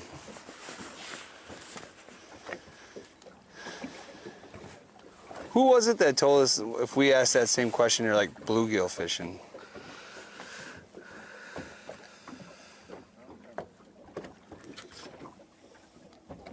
That's I like that answer too, though. I mean, you got to stay with what your passion is, but I mean, just once in a while, just going and throwing a slip bobber for some big old bluegills and perch and crappie, that's a blast. Yeah, we get plenty of that all year on the river, you know. I like to rip and rapping or something, or pitching something. Yep. More of that reaction style bite. Yeah. Well, that was the cool thing when we went with you for the perch trip, and we getting the opportunity to go in your airboat, go across the ice, and then the open water, and then the ice again. Everybody's like, where were you guys? I'm like, I don't know. We went through the main river for a while. We took a left, we took a right, we took another left, and he's like, okay, we're here. That's kind of what it was. I couldn't find it on a map if I wanted to. And he pulled out, and they're like, this is it, huh? Yep. Start fishing. And it didn't take long at all for us to get on those fish. Yeah, you can get so far back into some of the backwater stuff, you get yourself lost. Right. So like we were kind of in between. What would you say for those perch? That was like a cut or something like that, or a... Just an old channel that they had dredged out years ago to make some islands and stuff. Do a lot of those channels hold perch that time of year? Yeah, sometime throughout the year. They kind of start as the season goes. They kind of start their migration for their spawn at the same time, kind of thing. So some of them, you might catch them down there, and then they, that school eats whatever's there, and they kind of move up to the next spot. It's kind of crazy how they move around in the winter. But when you look for those spots, I think that day we had to have vegetation, right? There had to be certain weed growth are some of them more sand than the other ones, or there's really not much growing? They do like green live weeds if you can get it, clear water. And then, as the winter goes on, some of the weeds will die off, and the water might turn dirty or something. That bite will go on. Then they'll move to the next area that has that. With green weeds. It's funny how they really like the green weeds. Right. Well, it's more oxygen too, right? Yeah, more oxygen, and it's funny how shallow they live. I mean, there's times where there's that much ice and that much water. Then you can sight fish them if the water's clear enough. With the electronics nowadays, you can see them if they're in 2 inches of water. Yep. In a lot of times we fish them. If you put your foot through the hole, you wouldn't even get knee deep. Yeah. Well, we weren't much. I think we were in 5 feet that day. Yeah, there's, and then after that bite was over, we went to some of the next bites were, foot of water. Really? It doesn't even pay to use a graph then at that point. You can. I mean, by the time you get your transducer down there, it spooks the fish. Yep. I mean, the water's crystal clear. You can see them swim right into your hole. You ever use those long rods for ice fishing? The only problem with them is you don't have no drag system. Enough of a drag to. So a lot of times they'll break you off. Oh. Yep. Cutting on the ice in the bottom of the hole. They almost need I've had over the perch I'll hit, they'll pull 20 feet of line out, They're pretty feisty. Yeah, there was a couple that day that were pulling drags. Yeah, so now you got it on that long rod, it's not going to be able to pull no drag now. Well, and, think about a 2-pound perch that's only, you got to lift it up, Let the rod down. I never fished one of those before until we went out with Vince, and I am a fan if you're in that shallow water like that. Yeah, yep. That does make a nice difference for those bluegills, especially the sensitivity. Not only could you see it, but you could feel it all the way back in your hand with those long rods like that. Yeah, they definitely got their place. But Yep. it's like, you know, some of them big jumbo perch, you're gonna have your hands trying to get it out the hole. Yeah, there's no way that some of those perch we were catching that day, we were lifting out with one of those rods. Your rod would have been about this long by the end of the day from breaking it after try to ice flip it. Some of them guys got like a scoop that they stand on, you know, that's got a long handle, so they, you know, Oh yeah, kind of. they're two-handed fishing. Yeah, it's just a lot of work.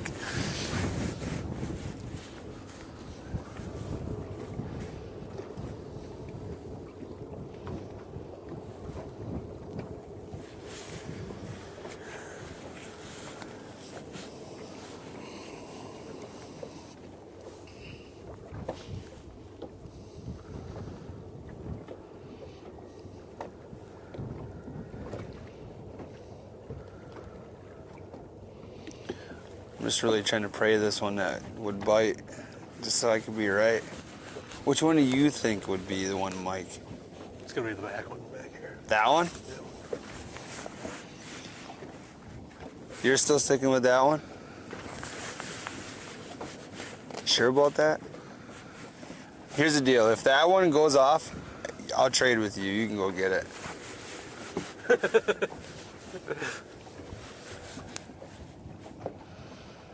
Then if this one nobody can go get this one because nobody called this one.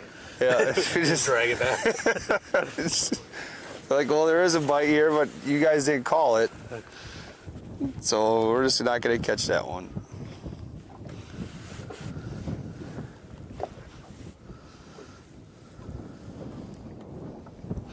Does the line selection matter on this at all? Not so much. I mean, I run just a mono to the floater or whatever, and I run a mono to the dropper weight in case you get hung up or something and break it off. So these braid ones, is it there? You have a mono leader on these as well? From the three-way back to the braid. you know. Gotcha.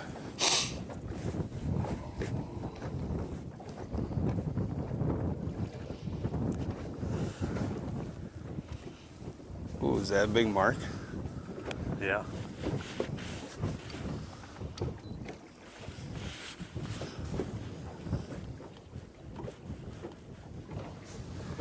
Just judging by your boat path here, I think you've covered this spot quite often.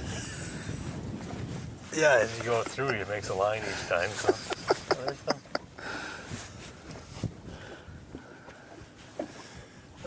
It's like a kid's coloring book, just scribbles. Sometimes you hate to erase some of the lines that you do because it gives you a great idea where that is on that map that you want to be.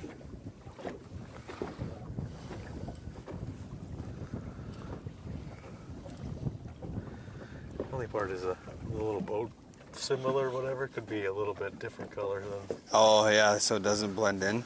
Can you actually see that on there right now? Yeah. Right here. That's the, yeah.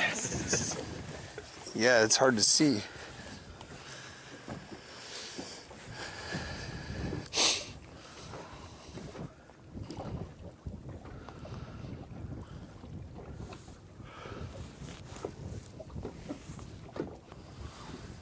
This just goes to show you that, I mean, you watch some of those fishing shows, we've talked about this before, it's like, it's not as fast and furious as some of the shows make it seem. Yeah. 8 hours or 16 or 24 hours of filming goes into 20 minutes of TV. 20 minutes of TV. Yep. I would say that it's probably more than like, I would say 16 to, Yeah. 16 to 30 hours or something probably goes into 20 minutes. And then there's other days where you could, 20 minutes and You could have a full, yep.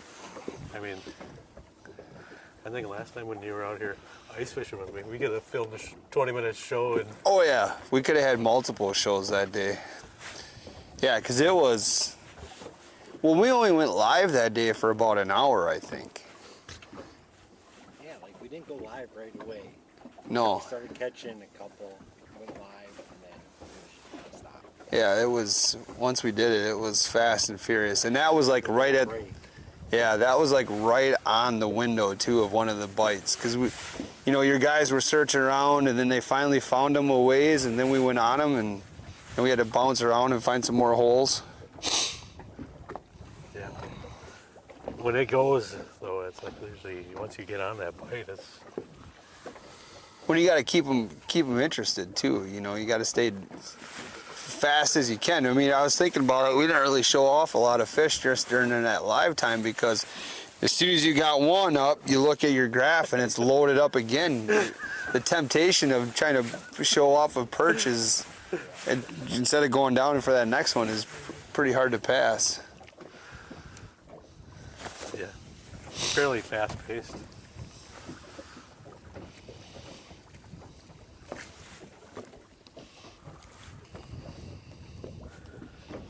Yeah, most of the time, like as a TV show, you want probably 6 to 8 catches to make a 20-minute segment. Oh yeah.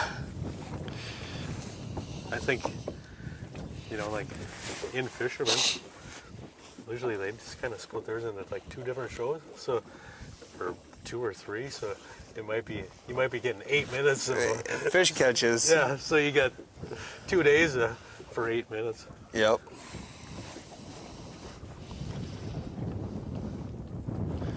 But I mean, that's kind of the idea behind this too, is just not only gives the viewers an idea of what a trip may be like, whether it's with you or anybody else, but it's like, you know, what you can expect to do when the bite is a little slower. I mean, now, if we really wanted to, you already said it, we could go fly someplace else and try to find some fish, but I think for us, it's trying to catch one of these big old walleyes out here is what the goal for today is. Yeah. If we were just going for purely hook sets, I mean, you could find us a spot and we would go hook Yeah, set. there you go. But trying to get a PB walleye would be all right today too. What's your biggest walleye, Travis? 28. Okay, It's a nice fish. that's a dandy fish. And what was yours? I got 33. Oh my God. That's a northern pike. Pretty sure you didn't not identify that one right? 33. But you said that was Erie, right? No, I caught 32 and a halves out here on the river. I just couldn't imagine that fish. We were fishing a tournament in May. It was 32 and a half. It was 11.94. Holy smokes. We had 4 fish that day. It was like 27 pounds or something.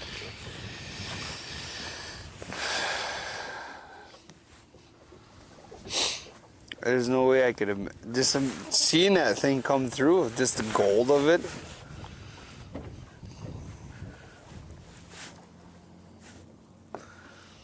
Those are the ones where They really look like a true predator fish. Yeah. sometimes when they look so big like that, you can net them and throw them in the boat.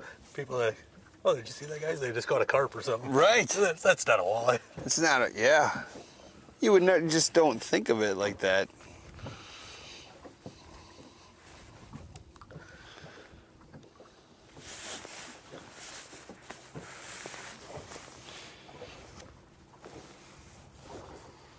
Well, the telemarketer left me a voicemail, so maybe it's somebody important.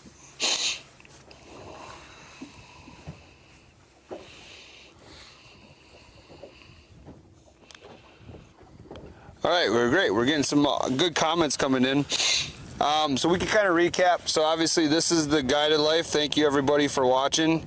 We are on Lake Pepin, and I'm gonna let you break down our tactics because you're the guide. I'm just repeating what you would. Yeah, we're pulling live bait on a 3-way rig with a floating jig head, basically, and slow creeping it across the bottom.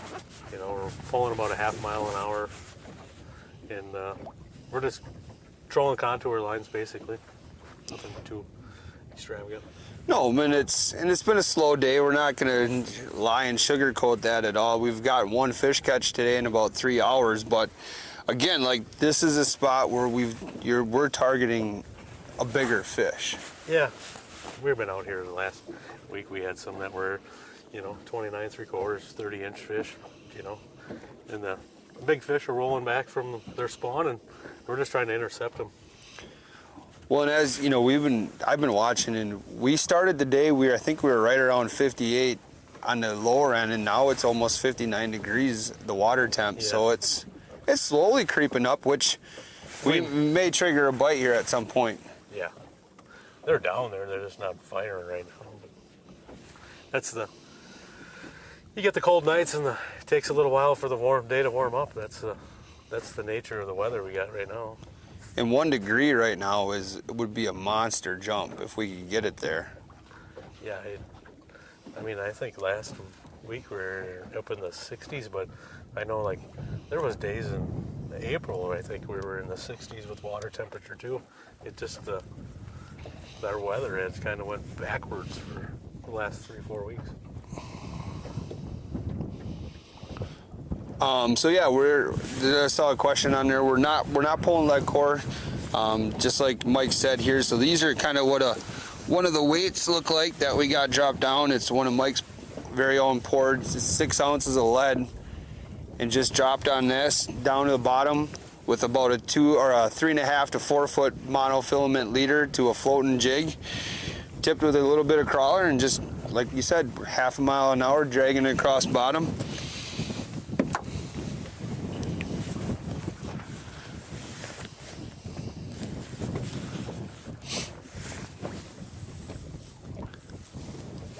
So what is this pool for?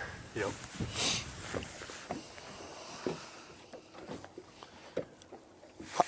So how many total pools are there on this stretch from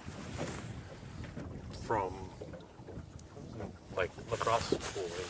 Okay. Maybe. So it's 2 up by Minnesota, 1, 2 up by where St. Paul, right? Yep. And then what is the 9 and 10? Is there one further than 10 in Wisconsin? Yeah, you're gonna get down into 13 or whatever. Down there. Yeah. Have you fished a majority of those, or is there some that we've talked about pool 2 you're gonna spend some time on? I fished all the way down to pool 16 down in the Quad Cities Oh, really? for some tournaments. Actually, the NTC was supposed to be down in the Quad Cities in 2018, the year I won it and won this boat. And so I was already down there pre-fishing before they canceled the tournament. So I took the month off to go win that tournament. Right. I was down there. There's a slot limit down there. I was catching some nice fish down there, and the water kept coming up every day, and the debris was getting bad. So they ended up canceling it. And everybody who we talked to was like, no, they're not going to move it. They're not going to move it. And I'm like, well, I'll just keep grinding it out here till they, And there was 2 of us that were down there pre-fishing. There's 200 teams in that tournament, and I took the month off to go fish it, so I was already down there living life. But Right. That's crazy. And what was your combined weight for that one? the first day I had like 28 pounds, 12 ounces. Jesus. That's awesome. The Quad Cities is their current is faster down there, and there's not as much backwaters. But yeah, it would have been. It was kind of neat. The eddies were really pronounced. Like just like don't want to fall into one of those. Well, just like you could really tell how it worked or whatever. Is there a pool that you would say is your favorite? Pool 4 is one of my favorites up here, just because you got so much stuff. You get all the way down to above Alma. There's a bunch of wing dams in Wabasha area. There's great fishing, and then you get the whole Lake Pepin's in it, and then you get up by Red Wing up there at the dam, and there's this great opportunity to catch fish up here. Or You know, and then you get from Alma, you know, you don't have as much boat traffic, and then you get, you know, Winona area, there's not as much boat traffic there either. So there's a lot of great fishing between here and La Crosse that doesn't get pressured as much. And I guide on all of them pools of water. So that's an interesting point too. Is so if somebody wanted to suggest a pool of water, you would go to that one specifically as well? Yeah, if somebody's got something that they want to go do, we can go fishing on that pool of water too. Sometimes people have cabins on that they rented an Airbnb or. That's.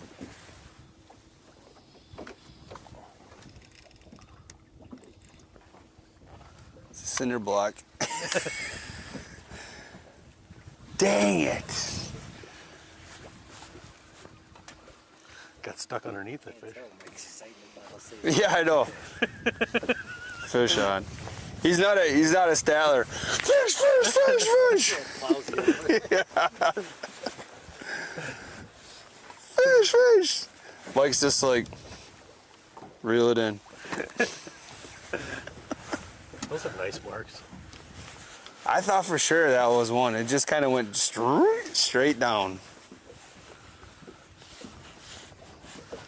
It's gonna happen. We're almost at 59 degrees. It's gonna fire here. Kurt gets mad at me sometimes. You know, I catch probably the biggest perch or whatever for the whole TV show. Yep. It was. They get ours. Remember, he came walking around the boat with that Yeah, Mike disappears for like 4 minutes, comes back around, he's holding almost. This is what they look like. Oh, cool. Where'd you go? I just had to go check this one hole way over here.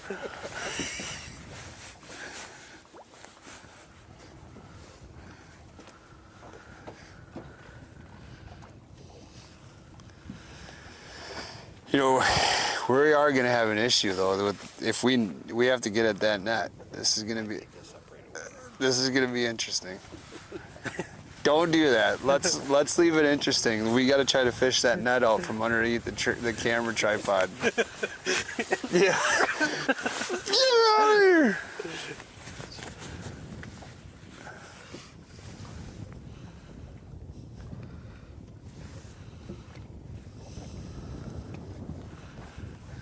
Usually you got the net laying on the front deck there and somebody went in the compartment and they close the compartment down, the net's caught in the compartment, you know, lashing. You're like, what's The basket's caught in there. Yeah.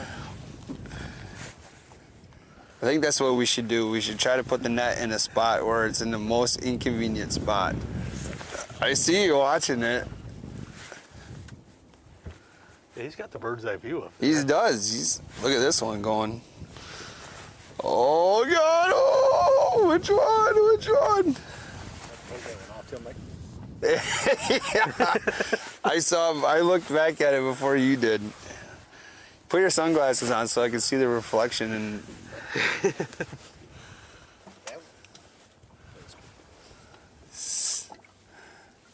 We're just trying to keep it interesting.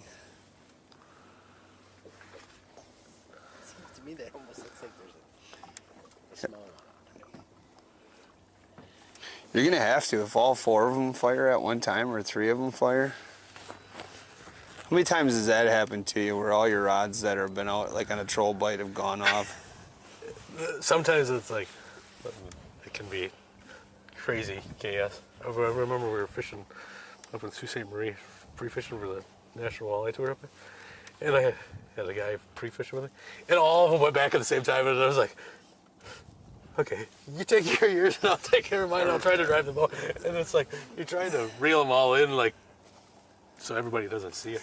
And on a 6 lines, I think there were 5 walleyes on. I was like, oh. We had just creeped up into like a bunch of rock or whatever. I was like, well, that looks pretty interesting. That looks like it should hold fish. And then it's like, oh, there's one. And as soon as the boards got there, they all went back. Just went.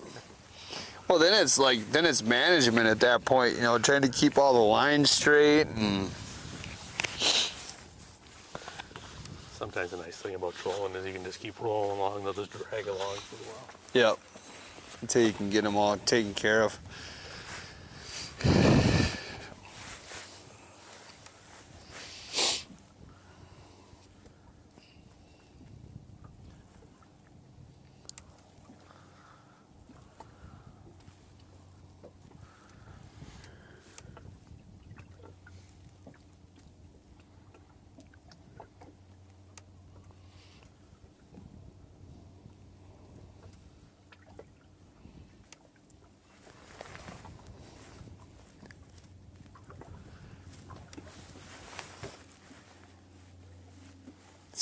I'm feeling a window.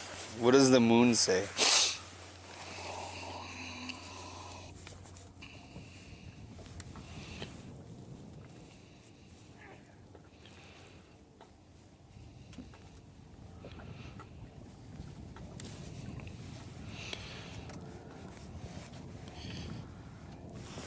God bless you.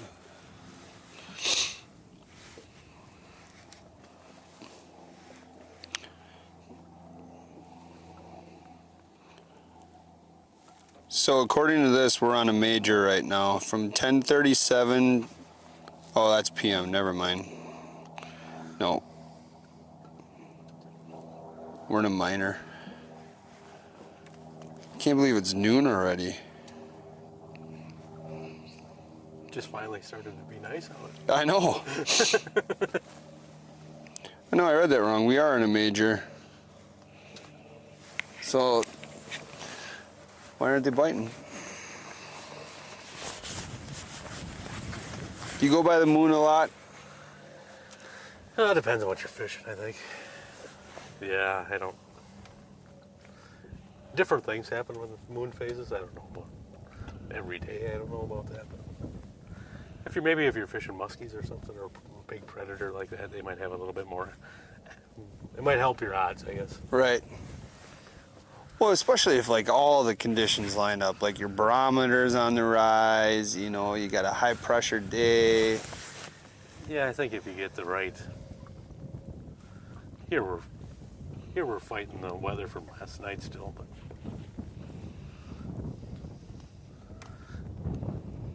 at some point these fish are going to fire. But you know, it might be 4 o'clock this afternoon at the heat of the day. But Yep. But that's the way. That's what happens.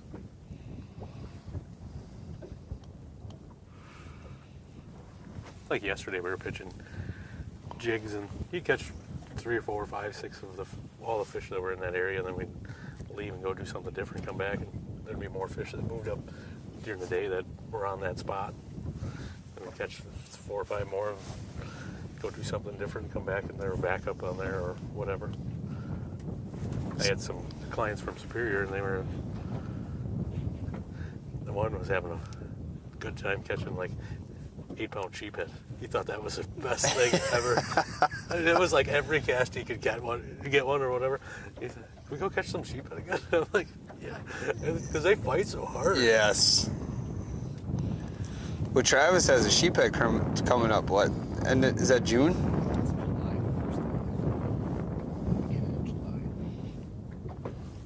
Yeah, that does sound. You know, you get those things get ugly when they get that big, though. Like They fight. I mean, if you get that thing shaking its head, like, I mean, they're big fish. I had a dad and a son a couple years ago. I asked the little guy, "What do you want to catch?" He said, "Oh, let's catch big fish." And I was like, "Perfect, I got it. I know where I'm taking you." There's just a bunch of sheephead that were biting on a trolling bite, and that kid reeled in sheephead after sheephead after sheephead. He's like, "My hands are sore," he says. Okay. But that kid will remember that forever. It doesn't matter what you're catching. Doesn't matter the species for that situation. That was just, he wanted to catch fish, and that's what he did. Yeah.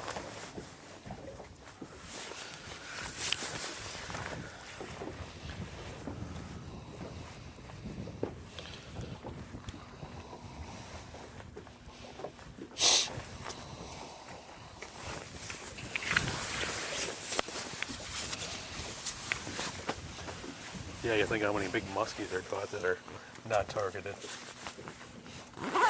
A lot, especially on like ultralight line, which I'm, you know, for that I mean like 6 to 8 pound test. I'm trying to find.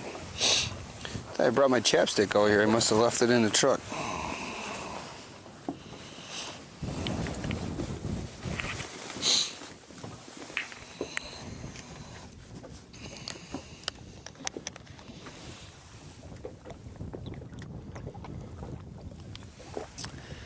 The other thing too is I thought we had a lot of quick trips over by us. Holy man. You get over in this area, every other gas station is a quick trip. Every gas station. Every gas station, I suppose. I mean, they started in this area, so they La got Crosse, yeah. So we got the market cornered. sometimes in La Crosse, they're on every other corner. Right. It's like, don't you guys compete with each other? It's like, no, we got the whole corner, market corners here. Instead of crossing over traffic, they just put another quick trip on the other side of the street. Right. Smart.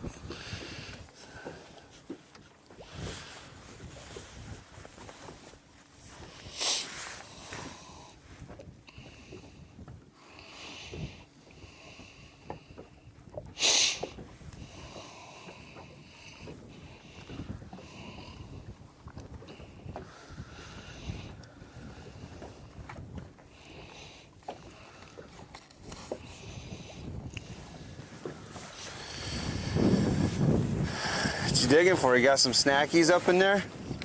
Ooh. Yeah, when you go fish some tournaments, you know, you get over to like Detroit, there's like, oh, there's no quick trip over here. It's like, Right. This ain't right. Yeah. How does a town even survive without a quick trip? You get so used to going to them that they're clean, you know, everything's just... Oh, they love them.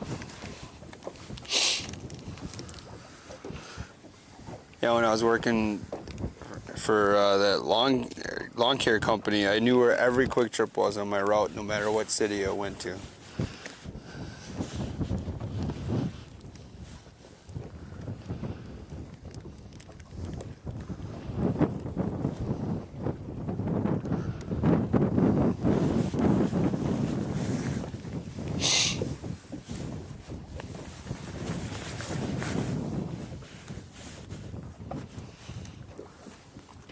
Boy, it's just right on the cusp of breaking over to 59.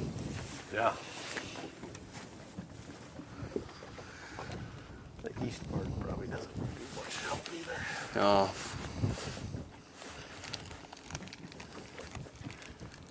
Stop being so secretive with them. Just eat them already.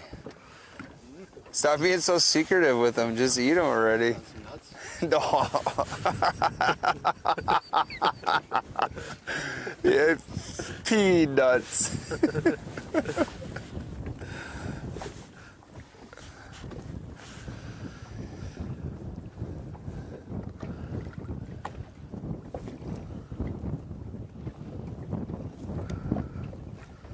Have you ever snagged up and had a rod break, like in your rod holders like this? No, most of the time I got the drag. It's pretty loose. Yeah. I'd be surprised how much they can take, though.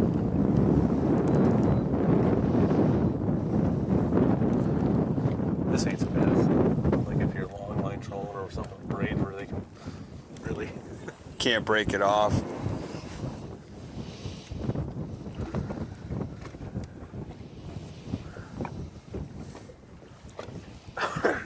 Sometimes it's getting it out of the rod holder to take care of it, though. Yeah, that's the issue. Boats moving at 3 miles an hour, the braid is coming out of there pretty fast. Then it's dangerously sharp at that time. Oh, yeah. That stuff hurts your fingers. I think if you got it wrapped around your fingers, so it cut it right off. I would agree with that. There's been times where I've been spooling up, you know, reels, and you try to keep it tight on our machine, and I'll be going so tight, like I'll cut right into my groove here. It's like, I should probably pay attention next time, silly. Yeah, any of the little grooves like that, even if you're pulling a knot tight or something, I mean, if it's braid or something, He gets in there. real fast.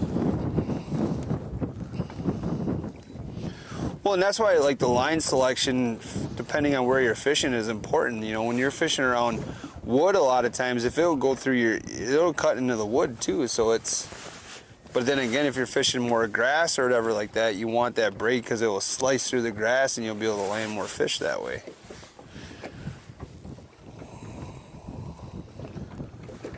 A lot of times, we're fishing light braid, you know, like 10-pound braid or something. It's so thin, and that stuff's even more easy to cut. You know, Oh yeah. Put 40-pound braid on, it's a little bit more ropey. Right.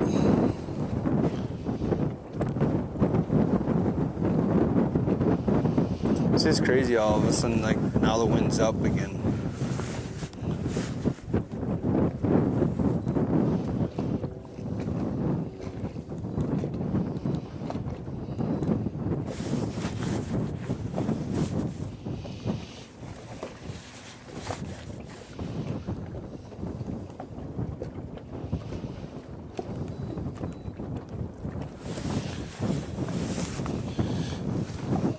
Got any other questions rolling in here? Remember, if you got any questions, don't hesitate to ask them. I'll monitor here.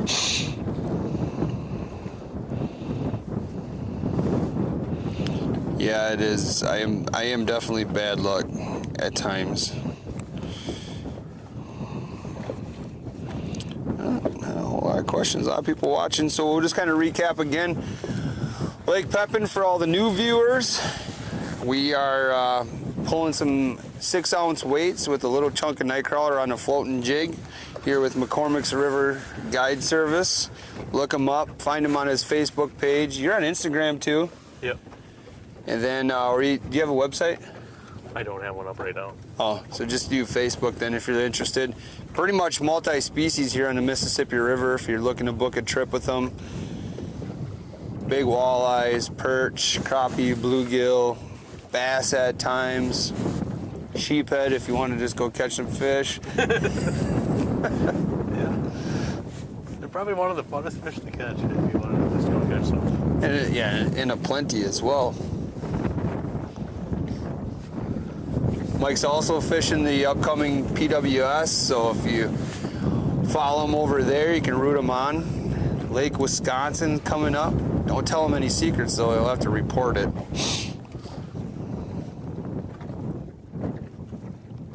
What other kind of hobbies do you have besides fishing? Oh, I do some camping. Not too much. If it's not on the water, then it's on. Usually, it's got to be by the water. By the water. Do you remember like how old you were when you first like started fishing, and who got you into it?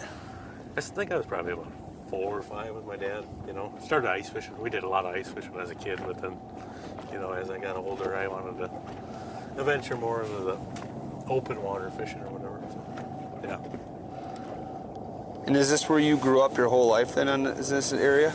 On the La Crosse area. Yep.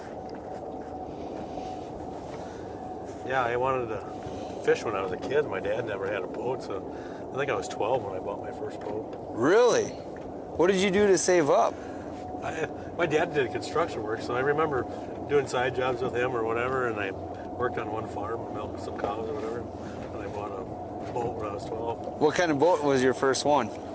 It was I don't even remember what kind of make it was. It was a 14-foot fiberglass V-hull with a 9.9 on it. Nice. And you would take that out here? Well, yeah. Well, you know, anywhere you could, you know, yeah. Not out here, really. Right. Yeah. Well, you're kind of stuck then. Who had to drive you to the boat landings? Well, my dad would have to drop me off somewhere, you know, and then... Let you go out and start catching fish? Yeah.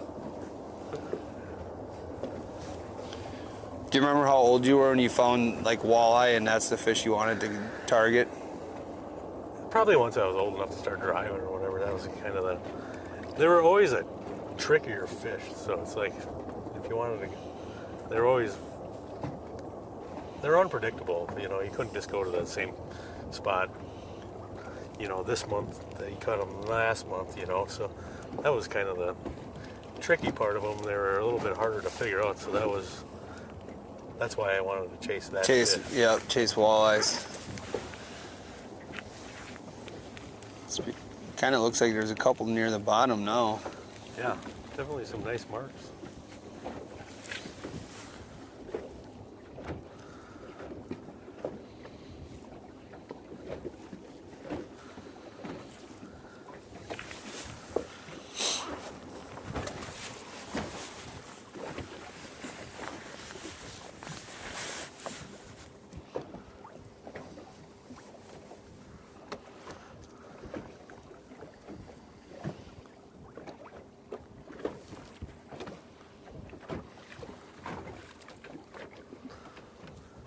Do a lot of trout fishing when I was a kid, but I haven't did that since I was a kid, I like trout fishing.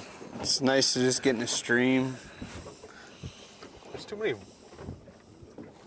regulations to know. You gotta know exactly. You almost need an app to tell you where you're at, to what you can do, Right. I think obviously trout are a hard fish to catch at time, but I think trout fishing really makes you a precision caster. Because for me, I like to throw like small spinners or small rapalas when I'm trout fishing, and when you get them wispy ultralight rods, you gotta make sure your cast is right on the money.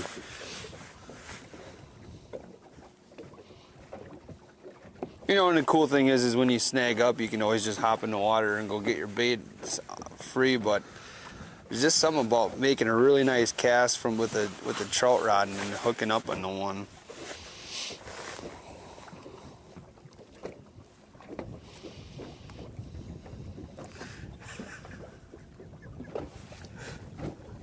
What?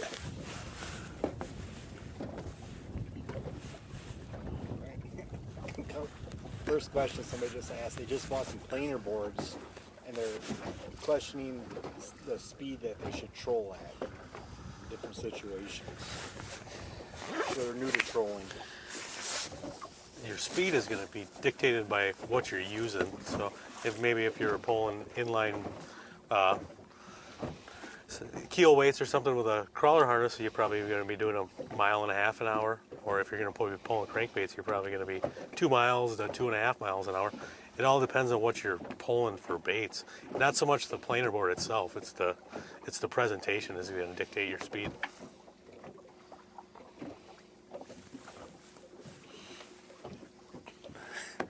Aaron hasn't talked to me at all the whole time. Oh no, son.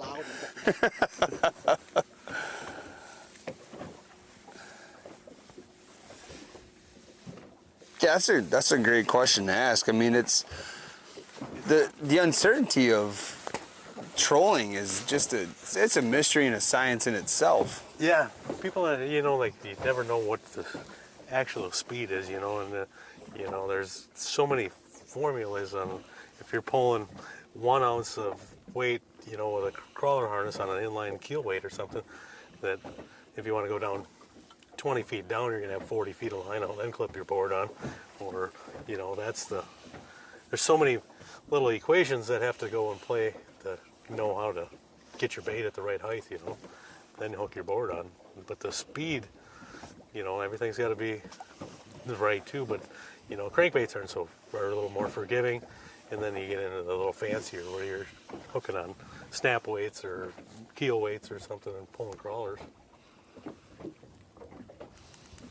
Somebody else had another question on there. Is head-to-head for pros only, or can anybody fish it? The PWS is pros only. That's the professional walleye series.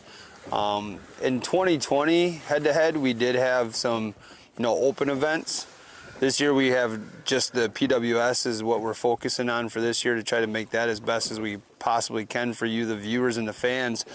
But doesn't mean in 2022 there may not be some open events coming up. But you gotta let Mike get out there and flex his muscles a little bit and show us what he's made of. But if they're looking for something, there's a league they could find some correct. that way. Jeez, he's a great, thank you, yep. So yeah, there is the Walleye League, that if you go to H2HFishing.com, you can find out all the information. Yeah, I'm still sleeping on a Monday here, but yeah, there's information on H2H Fishing, the Walleye League, that's on the website. You can check that out. That's basically, there's going to be, I think there's 3 different regionals for that.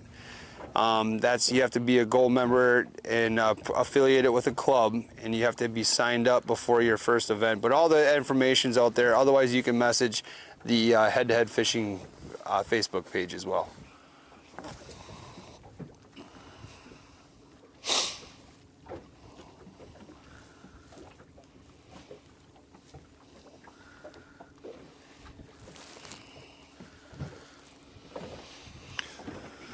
Mike, another question is, for I guess this technique, what rods and reels are you using? I like to use a bait caster and something in the medium to medium I can heavy. You want me? I can bring one out and show you. Cause are these the same as kind of what's in those rods, or? These are just a bait caster. Okay, so that's just a trolling rod. Yep. You see it, Travis? So this is a telescoping Fenwick, right? Yep. 8.5 footer. And then it's just an Abu with a line counter on it. And how many pound mono did you say is on here? There's 10 pound mono. 10 pound mono on here.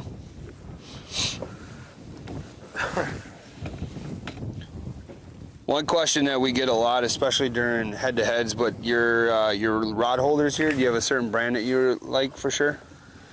These are ram rod holders. This is what I like. I'm used to. Everybody's got a different opinion. Yeah, and that's what we get. That's I think we get so many questions about it, is because there's such a vast variety of rod holders out there. It's whatever you like. I mean, so if you had to tell us why you like the Ram model versus other ones, what's your favorite thing about those? These are quick and easy just to move. If you wanted to slide that rod this way or whatever. Oh, nice. But you know, say the rod tip's not down far enough, I can just push it down with the Push it. Yep. So there's no, I mean, I can do it on the fly if it, you know, maybe I got a client or something that move positions in the boat and the boat's leaning that way. I want the rod tip up out of the water or something. I can just. It's really easy like that. But there's a million different rod holders, especially as you know, you start looking. The sky's the limit on price too. Yeah. Well, and that's why I think that is one of the most popular questions we get, is just because it's just like the trolling gear, you know. It's how much do you want to, a lot of people look at it this way, right? When I'm breaking into something, how much do I really want to spend on it? And you can go either all the way in and spend a high quality and have that stuff maybe last you for a while, or even some of that mid price stuff is going to get you a long time of use, just depending on your upkeep of it. Yeah, I mean, everything is it's a big investment. Well, it's very intimidating, because I mean, how the trolling or the kicker motor, you mean how with the trolling motors and advancements there's a time and a place for this, that's a time and place for both, at you know, or just a trolling motor like we've been running nonstop today. Yeah, I mean, it all depends on what batteries you want to spend. And you know, like the guy who gets started out pulling planer boards or something, you can do it with a trolling motor for a little while, but you might not be able to make it an 8-hour day or something. But you know, then if you want to get the investment for a kicker motor, then you can make it maybe all day.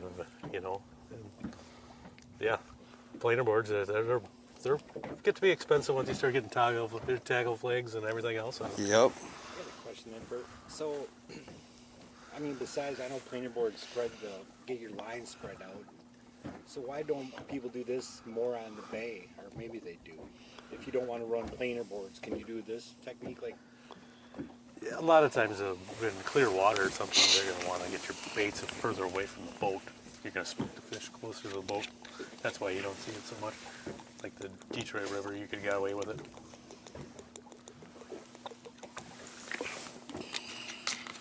no question. So why not use, or if you have all crawlers on, why don't you try 2 cranks on 2 of the rods to give them a choice? The cranks you're going to have to pull a little bit faster than the half a mile an hour. If we'd actually reel them and switch right over to cranks.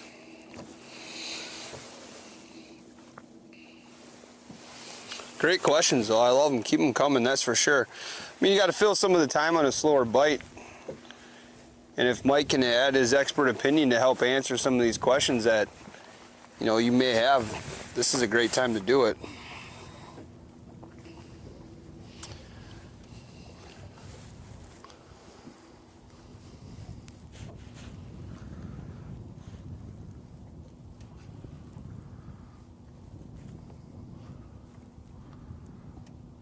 Could you vertical jig these fish too? Yeah, you can. Just not going to be able to cover as much water. Yeah, now you got 4 baits out, you know, basically. Yep. You could pitch to them too. Now with like the advancements in like the active target, like you were saying, could we do that out in this deep as well, or is it too deep for that? Yeah, you'll be able to pick them up off the bottom. I think you're gonna see fish down there for sure.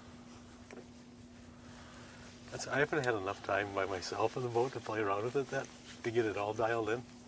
And like I said, I'm gonna put a new trolling motor on the front so I can steer it with my foot. So I got a few days planned to go play on Green Bay just to get used to it. Yeah. I mean, I can use it and do everything with it, but I just haven't had enough time one-on-one with it. Feel confident in it. Yep. I don't even know, could that work with 2 people in the boat? Your live scope or something like yeah. that? Yeah. You know, the active rack? You might be able to pick up one bait. You're going to be able to see fish or whatever with it, you know, but you're not going to, you know. Not going to be able to see both the baits. Yeah, you won't, you know, unless you're vertical jigging or something. And it's a little harder, you know, like here in the current or if you're doing something, sometimes your baits aren't perfectly underneath it. But ice fishing or something, like, you know, we were this winter, some of them really cold days or whatever, we were actually out in front of the dam, and there's 3 of us set up in the shanty, and you could see each person's bait. You could see the walleye come up and snub him and go to the next guy. Go to the next guy. Yeah, that's frustrating. That's probably more fun watching them not bite your bait and then come over and bite my bait. You know, then you know, like, oh, he's looking at yours. The guy next to you gets more excited than you do because he was trying to get that fish. Yeah. I remember a long time ago we went to Lake Winnebago and we were ice fishing and we set the camera up. We had actually a camera, not like a live scope or nothing, but we set the camera like at an outside hole looking back across all our baits, and we were jigging them, and those schools of walleyes, I swear, they would go like this, in between one guy's line, and just like this. You know, and the other thing that was interesting about that day is, I'll never forget it, is you would know you were going to see a walleye because a school of sheephead would come in, and then always a walleye or 2 was following that school of sheephead. It was like weird. Yeah. Yeah, but that was, I just remember that one just like right in between all 3. It was like, go figure, that's just the way it goes. It's amazing how many times they missed your bait. Yeah. Or even like panfish, like how many times a bluegill will mouth that thing in and out before you actually have it in it to set the hook. Like fishing walleyes with a jig and rapala. They must have missed that bait 3 times before they, but then the more you use them, you can kind of tell the fishes, each fish has kind of like a different personality. Like a northern, they just come in like a streak, and you can just see that fly in there and it bites it. It's like, and you set the hook and it's like, oh, that's a northern. Just the reaction of how fast they bite something, how fast they strike. Right. And you know, like the active target, you can drop it down in a shallow bay or something, and you have it in the scout mode, and you can. Those are bluegills because of the shape of the fish, and then those are, you know, you can almost tell what fish is what just by what it looks like on there. It's like a menu at a restaurant. Oh, okay, we got bluegills here, we got some perch here. Oh, I'll go take the perch and just. Yeah. And then you can also, oh, there's a northern swimming through. You can tell before somebody catches it that there's one lurking in the. So Yep. I think it's going to be a game changer for the muskie fishermen and that kind of stuff. You know, Oh yeah. why would we even go cast 400 times in that bay if there's nothing in there swimming around right now? That's right.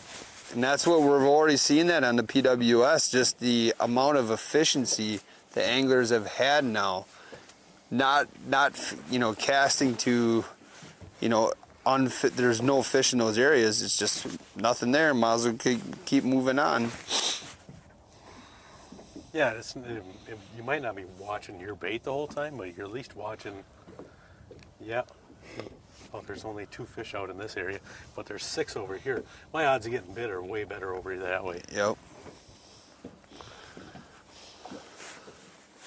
I don't think I mean, you probably won't play if there was a trolling bite going on or something, but, you know, more of that rod in hand, it definitely comes into play that way. So you've really brought us up shallow now, huh?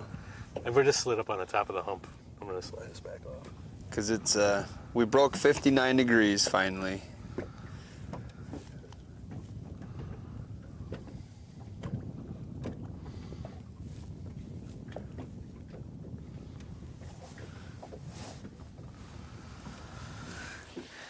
Yeah, I think the weather was a little too cold last night for the... Yep. Oh, there's a bite. There's one on. That's yours, Travis. Go get it. You called it. Take it. No. A little better.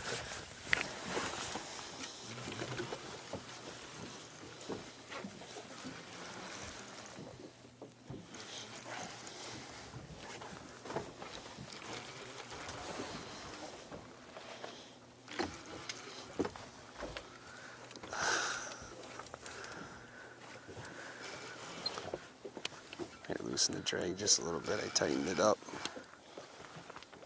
Oh.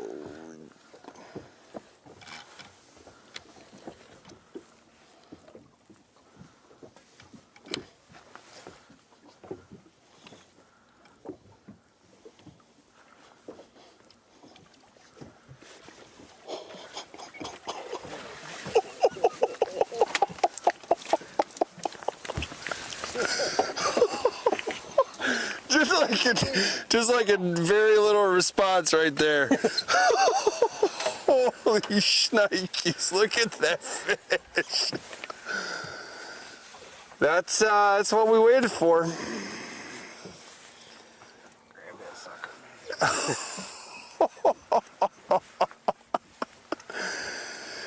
That's oh my god. That's awesome.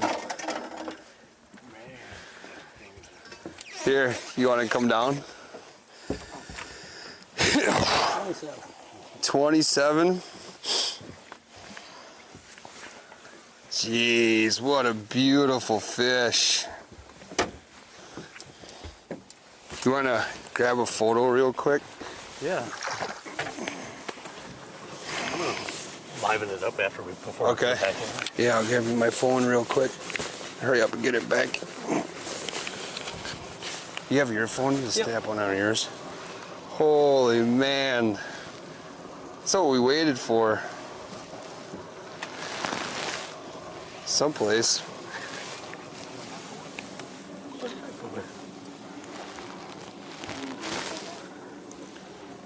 Yeah, mine's in my this side pocket. Yeah, just a nice picture if you want mine.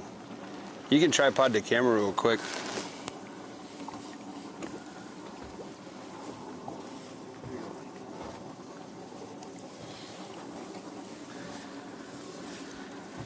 Ready? Yeah.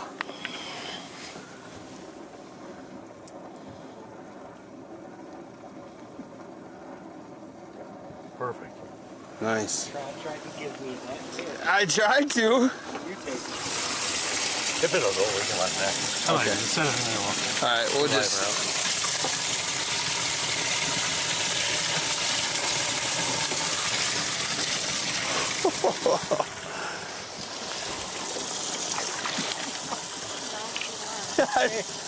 Fish. I tried to give you that fish, bro. I was watching it. Yeah, it was Wow. Just as soon as he slid us to the top of that hump.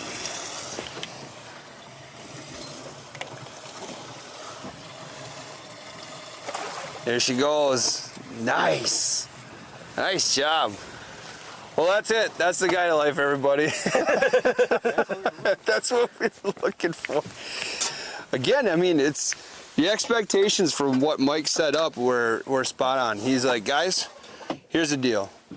We're gonna fish, and we're gonna fish for like maybe 5 to 6 bites. Yep. And it's not gonna be fast and furious. But when we get them, he said there's a chance that, and he literally told me, there's a chance the fish could be 27 or more inches. And I mean, if you can't call that, that was 27 on the head, you said? Yep. It was just kind of like all of a sudden, top of the hump, 59.1 degree water, fish.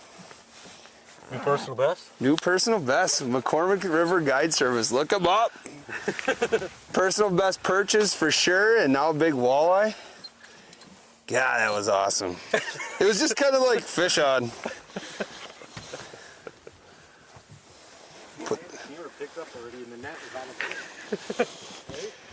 Right? That was insane. Same rod.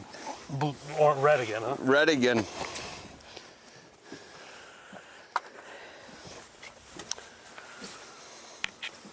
Didn't hammer it either. I watched it slowly. You've seen it like light, and then all of a sudden a little bit heavier. Well, and even like what he was saying before with the fight, you know, I could feel the head shakes, right? You know, and they were pretty big head shakes, but it wasn't until that fish saw a boat that it decided that it realized that it didn't want to be caught anymore.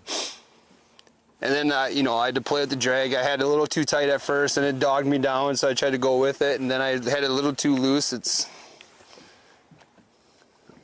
trying to go back and forth between you and the fish. Wait for it to come Yeah. Like, I didn't get my first look at it. Like, it came up right here, and I didn't see it, and then all of a sudden it came up, and I was like, oh. And then at that point, I'm just like, get it in the net.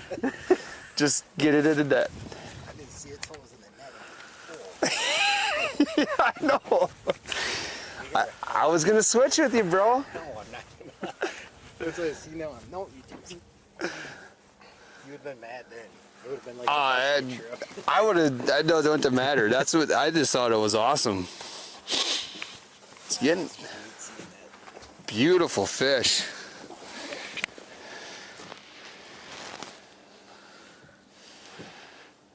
Nice.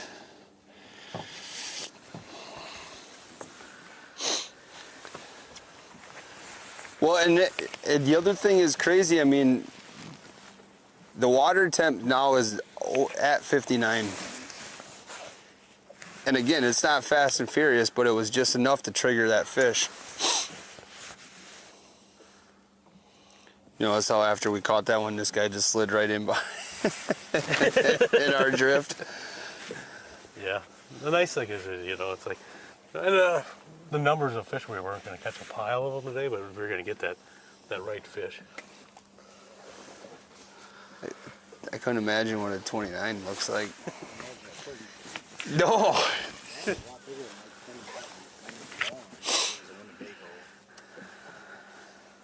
They're so pretty out of here too. I mean, they're white. They're not really golden. They're just like a white. Yeah, they're, especially from the deep water like this. Yeah, that was something.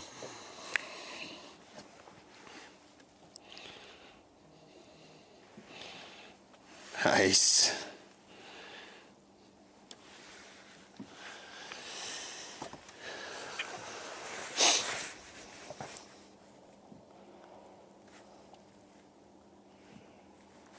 Just like that fish, that little crawler, really. That's what it wanted. Yeah, big meal.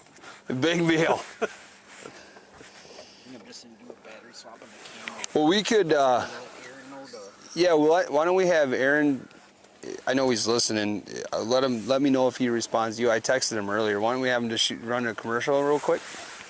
So if he hears me, hear it through you.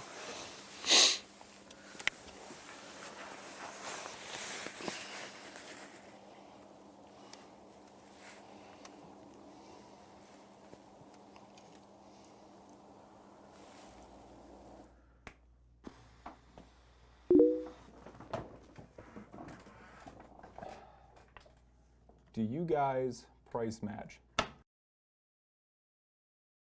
For the love of God, that's like the 15th time today. Matt, I need your help.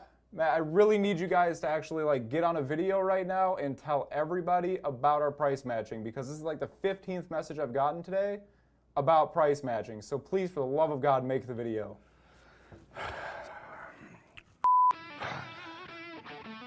I don't understand it. I mean, day in, day out, nonstop. Phone calls, messages, Instagram messages, Facebook messages. Do you price match? Can you price match?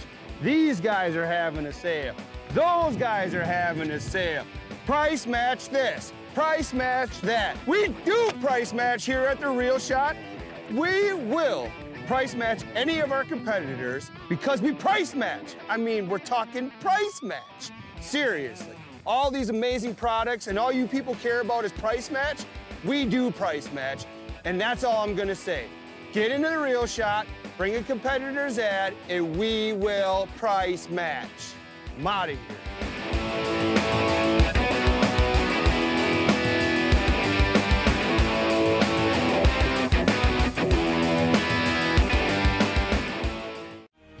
Stop into Sportamotive now and get that new Mercury outboard tracker or nitro fishing boat you've been wanting. We offer no haggle, no hassle pricing. Celebrating 36 years in business, we're Sportamotive, your authorized tracker boat dealer. The Real Shot is Wisconsin's #1 independent outdoors pro shop that specializes in bass fishing gear and tackle. We've got all of the biggest and most sought after brands in bass fishing all under one roof. Our online shop has a massive catalog of some of the greatest bass products you'll need to find success on the water. We ship fast and nationwide, so head on over and see what we have to offer by visiting www.therealshot.com today.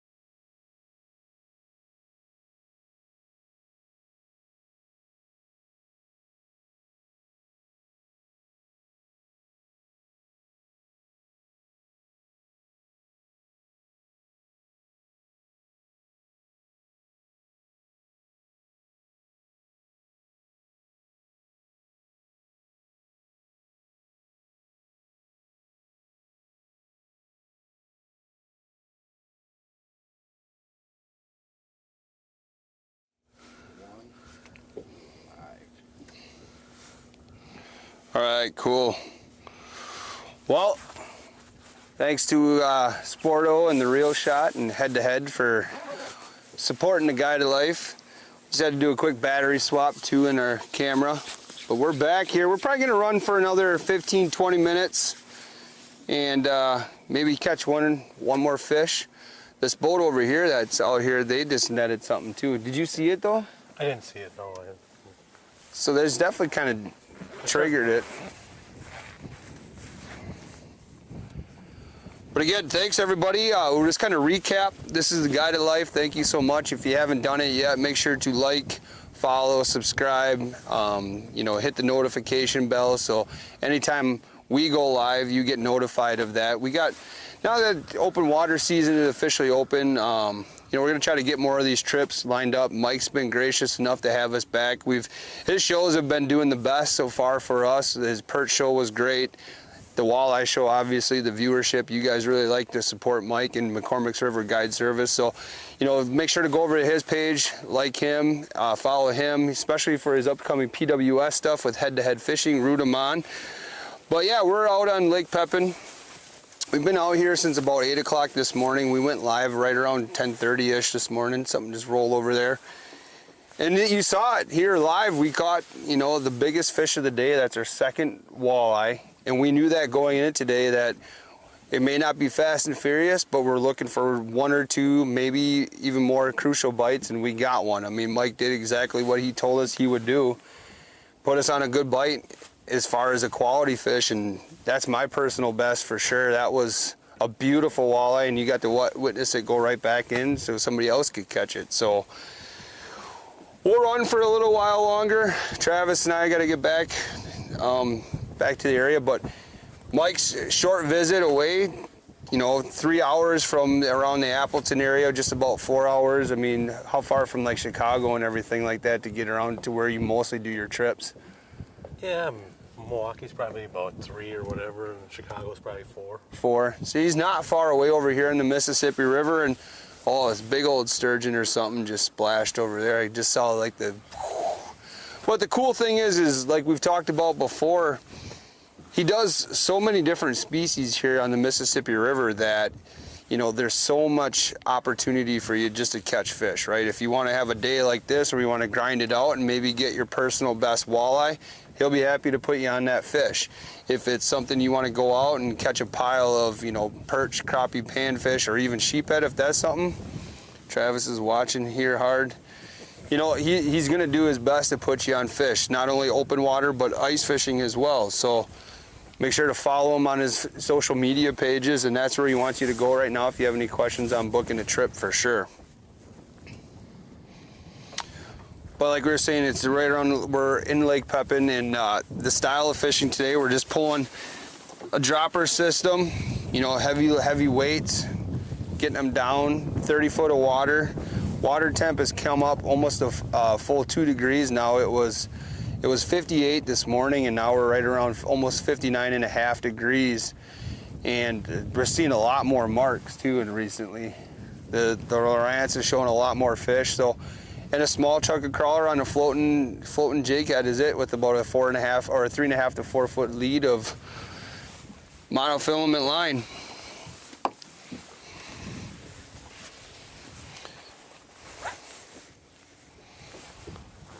How big was it? Oh, nice.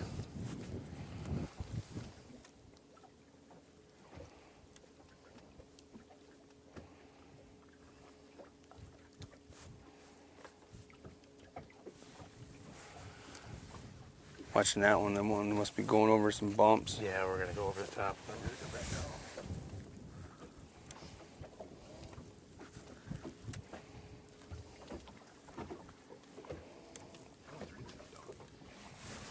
Yeah, that one's doing the same thing.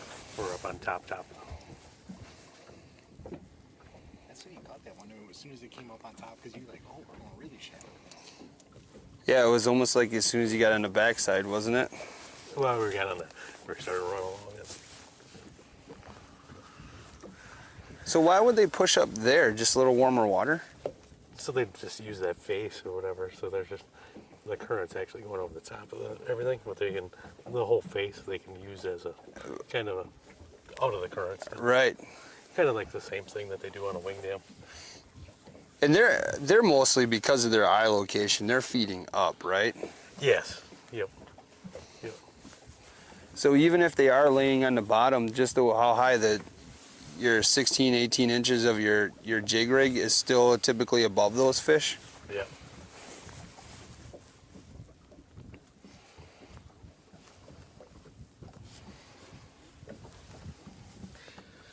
The floater keeps it up off the bottom, and in here you have clams and stuff on the bottom, and if you don't have you just put like a regular hook down there, it's going to be down there bouncing in that. You're going to be snagging snails or clams and zebra mussels and all that stuff.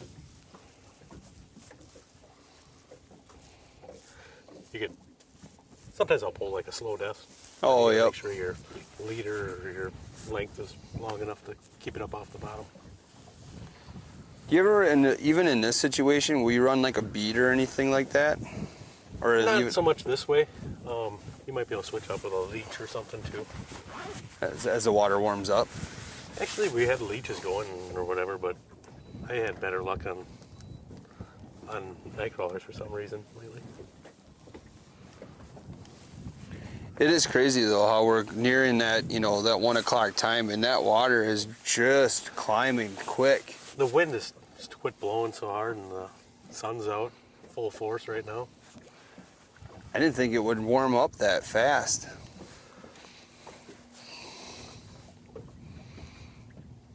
And that's kind of what we talked about as far as like a bite window, right? If that water made that big degree jump. Yep.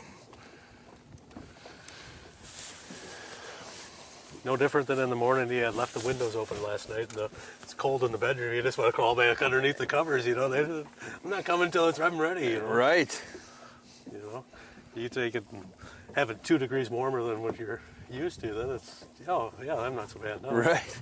Well, I think about like on a cold winter day, it's like, oh, it's 30 degrees today, and then it gets up to like 34, and you're like, oh man, this is actually tolerable out.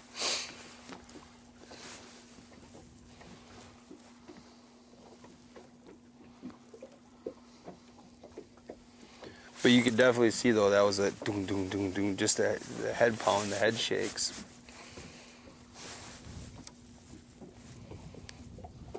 He dropped pretty good once he got closer to the boat. Yeah. Yeah, it did. Then he knew he was hooking. Then yep, exactly like Mike said.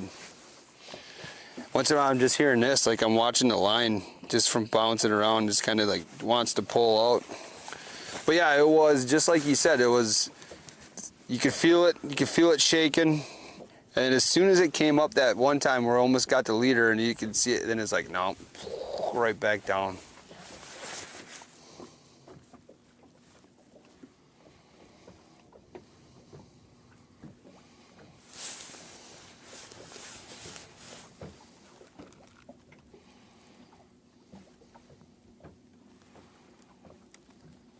So do you have clients up here tomorrow too then? Nope. I'll be guiding them across. Yeah. A couple days, guys back home, and then I pack my bags, hit the road. Hit the road, Jack. Think that's one? I can't see. I turned. That one looks like it. Yep. That's why I caught him. I look at the other round. That's mine. Here, come trade me, Travis. Sure? Yep. Hurry up, otherwise I'm gonna land it. This one already feels bigger. Hurry up, this one already feels bigger. Ready? Yep. I got the back. All right, I got it. You got a lighter rod. All right, there we go. Now we're good. Back a couple feet. I just sat that. I'm gonna go back on the deck. You're good. You're good. Oh, almost through the. Oh man. Oh man.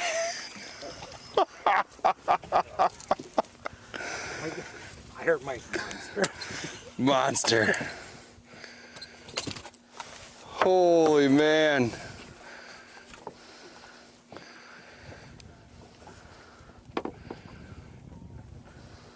Just barely in its lip.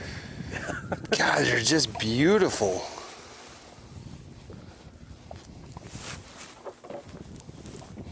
Honey, I don't think I'll make it home for supper tonight.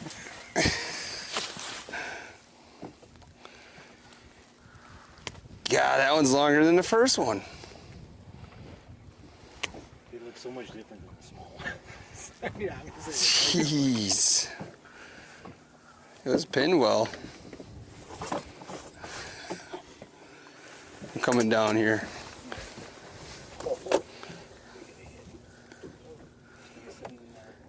27 3/4. Nice. Here, I'll get a picture this time.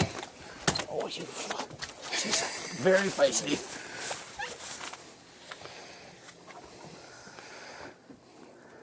Right o'clock, 1 o'clock noon whistle. Look at that. What a great fish.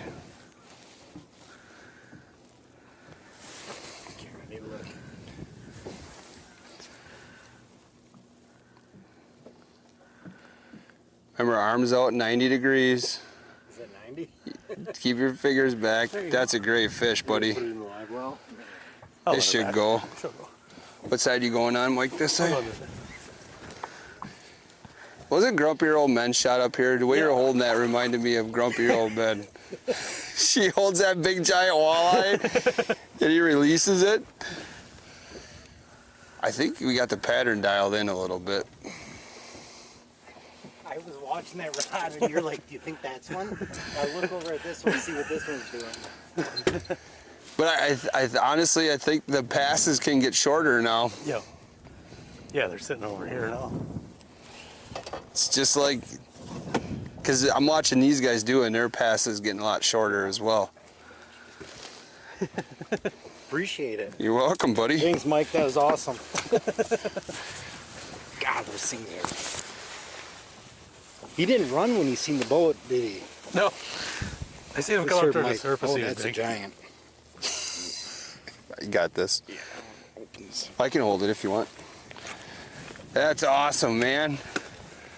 I was like, I couldn't. I hear you talking to me. You're like, well, here, take the backpack, and I'm like, well, I didn't want to just set the backpack. Right.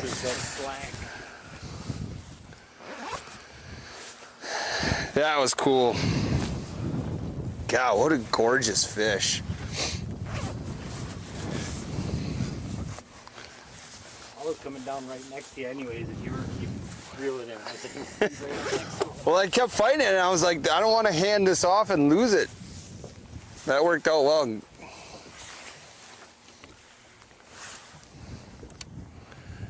Just love it. Yep, fish.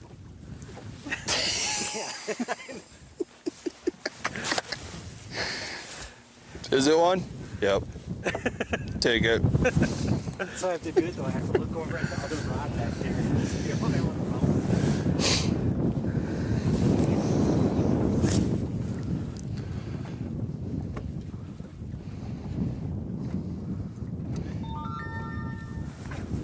We got this line? Yeah.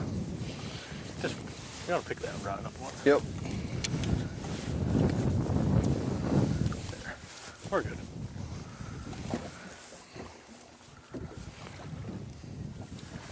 I just gotta pick up our speed a little bit. Okay.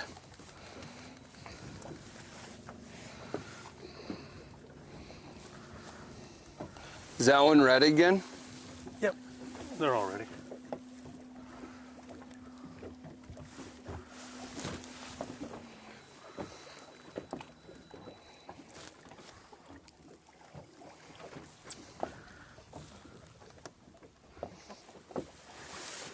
You want me to move this one? No, you're good. We're good. Was that exactly when we came back up over that again? Yeah, we're just. Because I thought I had just said that. Yep. Yep. You got it. They're on the back side of it. Mike was still explaining it. They're on the back side because you could see it too. As soon as we went over it, you could see the graph light up. So we're at 30 and we just come up the shallow and they drop it. Is it all? There's a point that goes out. We just came over the top of it, coming out to the deep again. Is it? Should I go on the inside or should I go on the outside of that one? Hang on, I'll get you going. Yep. It's gonna be on the inside of it. Okay. Yeah, but you could definitely see the progression as we were getting in there. The fish lit up. I mean, now it's almost 60-degree water temps now. It's a full 2 degrees from where it was this morning.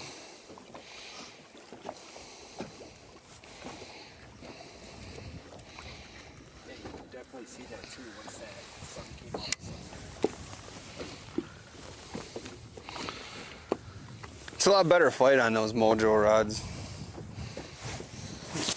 Or that rod over there.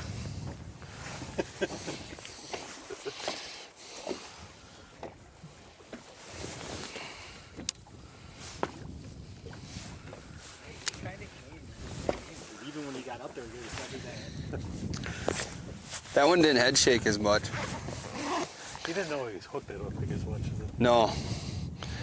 We got to share that fish, Travis. No, that was, again, it's just that pattern's getting smaller and smaller.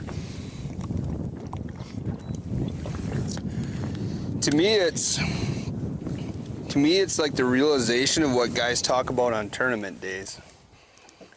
You know, of how you go, you're searching wide, you're searching wide, you're searching wide, and all of a sudden you find them, and it just turns into real small passes.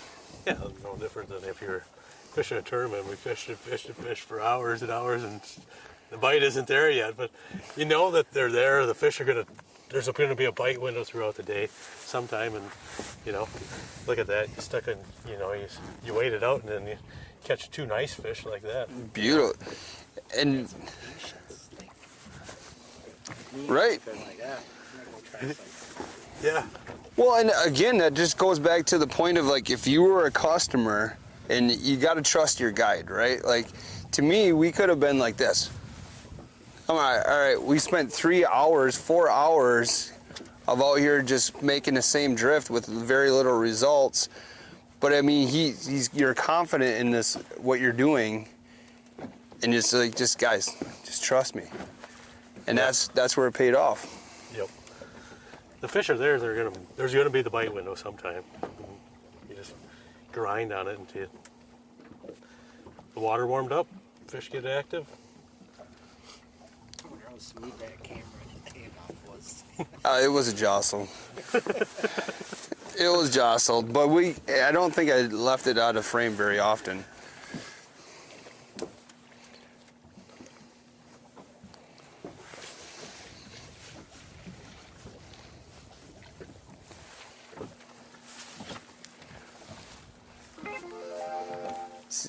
Yeah. I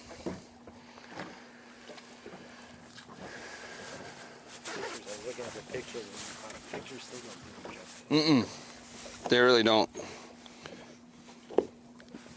But better yet, we get to watch it live again. Yeah, because I mean, That fish is definitely bigger than what I caught on. it's a great fish anywhere in the world. But if you told me that's a 27 incher, I'd be like, really? How come you didn't tickle it so its dorsal fin went up? I just didn't have enough practice. It's gotta look mad.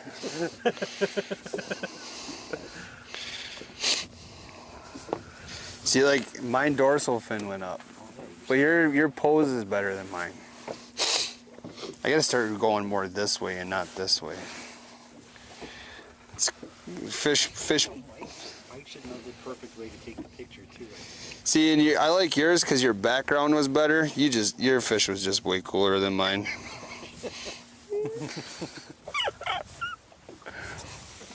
I'll send it to you. Make sure the sun hits the hills in the background. Yeah, your scenery was better on yours.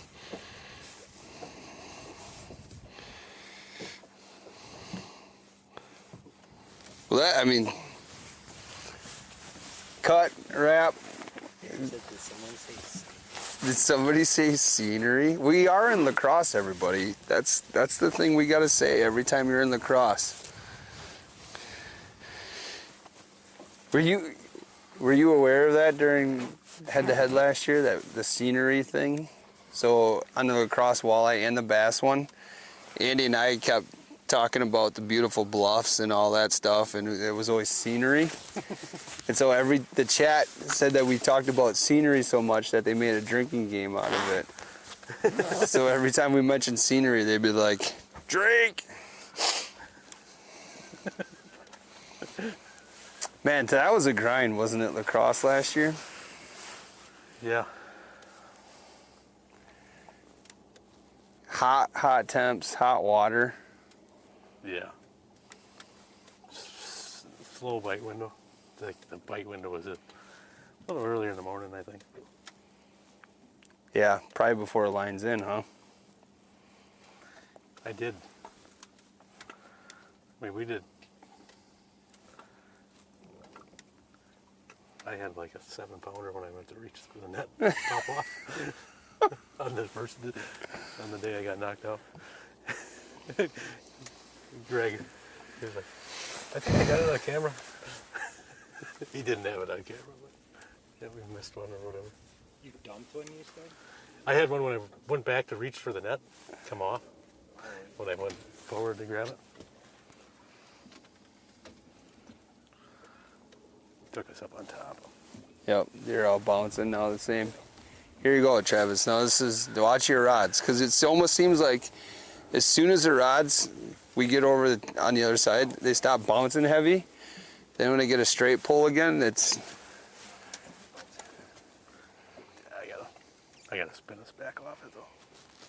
I try to watch for that.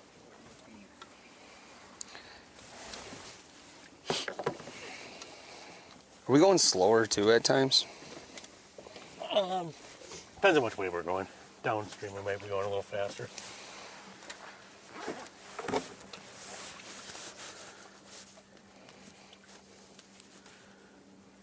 Oh, he just went for his rod. Ooh, you don't have to jaw jack him, brah. Trust in me, I caught one so far today. You don't have to jaw jack him. Just have Mike hand it to you and be like, fish.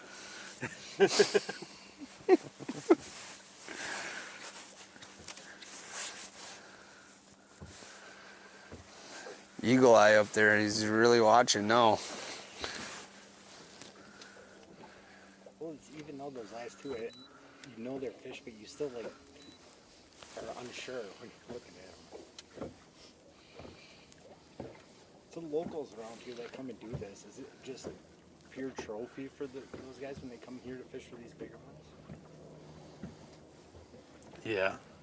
As I say, they're not coming out here and keeping these 2020.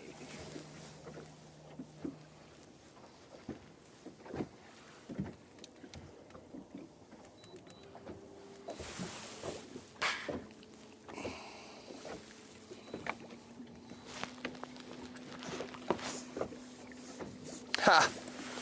That's awesome. The bald eagles are back. The sun is shining. The scenery is beautiful. It's a good day. So what's a wall moan right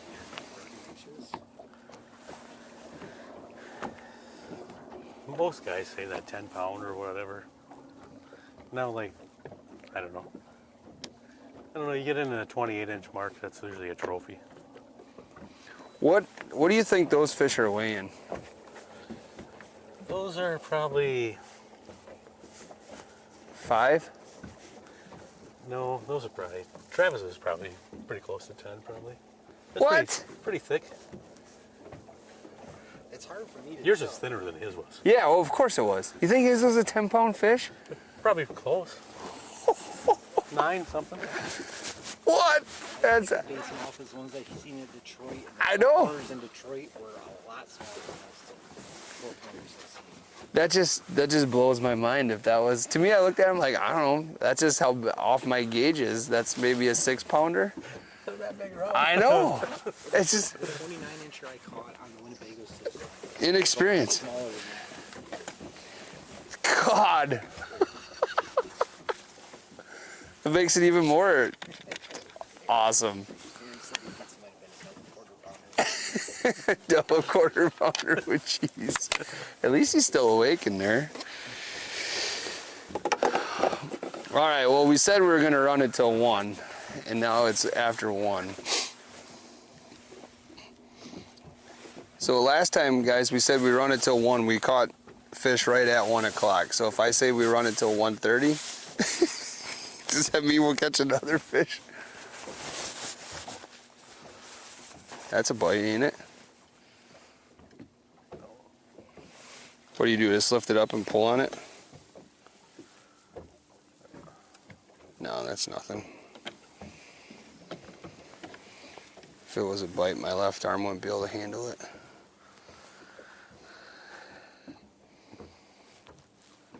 This is nice too because there's hardly any snags down here.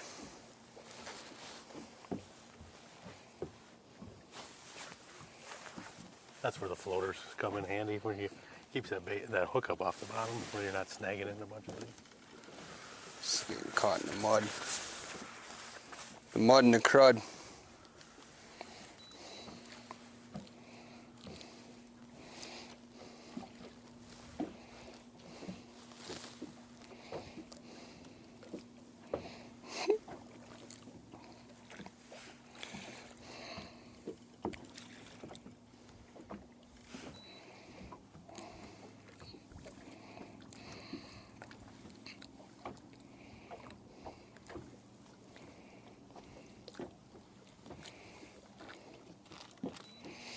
All right, here's a couple of things. So, what's up, everybody? First and foremost, thanks for watching The Guided Life. I'll get caught up here on some of your questions. So, Gary, we could show you one of the setups here. If Travis wants a pan over here, we're catching fish right now, so we don't want to take it out of the rod holder, you know what I'm saying? But it's a Fenwick. What do you say, 8-foot telescoping rod? 8.5, yeah. 8.5. And he's just got a, an Abu on a line counter here, 10-pound line. And then in the back too, they're just basically bass setups with braid on them. But then we have the 6-ounce. Well, he's reeling it up, I guess.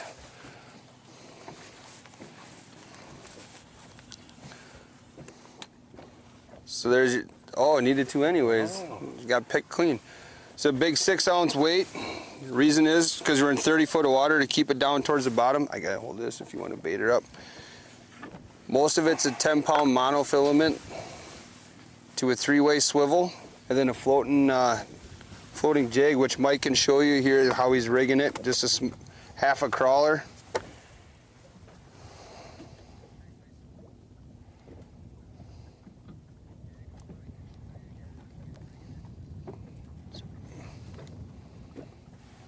Here you be. It's a floating jig. You said red's kind of been the hot color? It has been, for some reason. Blood in the water, sharks. And that was on the back one too? Mm-hmm. Just dropping it straight down the bottom, but if you're watching before, you said the critical point to these crawlers is try to get it as straight as you can on that floater so it doesn't twirl like this. It just kind of swims naturally.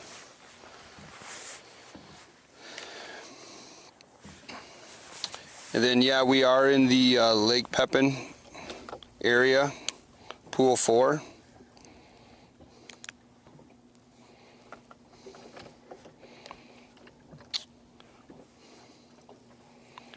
A lot of people are saying lead core is where it's at. They might be, they're probably pulling on them different. You couldn't run it on this rig, could you, lead core?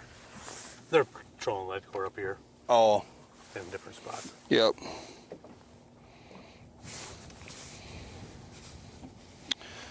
So yeah.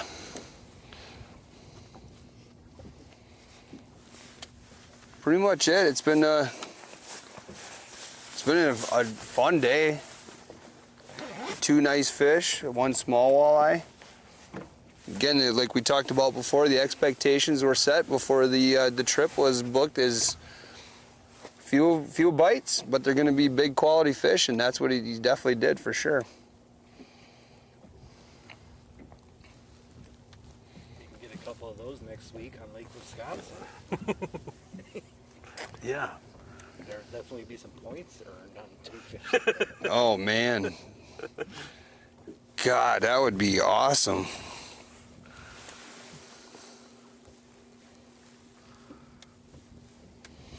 Yeah, so we've mentioned a couple times, make sure to follow Mike on his social media pages. He's one of the PWS anglers, one of our elite 32 that we got going this year, and root him on, cheer him on during next week's event. Starts May 17th, runs all week through the 21st. So if you had to think about if you could do something different on Detroit, what would it be? Detroit. Or would you just stick with the same game plan and? No, I think he could have maybe got him going, pulling 3-ways or something. There was definitely pods of fish that I didn't have the time of day figured out. When they're firing. The first day we went into a spot and they weren't biting or whatever. But then I think they bit in the afternoon and I was there in the morning. So I was there. You flip flop your time where you started or whatever, and that's the part of the 3 days that you don't have that many mornings to go try a spot. Yep. That thing, there too. When we were fishing there was a 150 boat tournament going on too. So there was plenty of people on top of the fish. You didn't really have to go. If there was tournament boats there's probably fish there, obviously. Yep. But you were catching some fish in that area, then I didn't want to just sit there and. You kind of catch one or two and just get out of there. There was other guys in there fishing their tournament, and I didn't want to bother them guys, just like you wouldn't want to be somebody bothering us when we're fishing ours too. Was it? Did you find like that they gave you a little bit of space in those events, or not really? No, not really. They didn't. Depends on where you were at. I think is where they give you space. You know what I mean? Like if there was other guys in there, they'd cut you. Some of the locals would. If you were pitching jigs or whatever, they'd come right through the way cut you were right. pitching. Yep.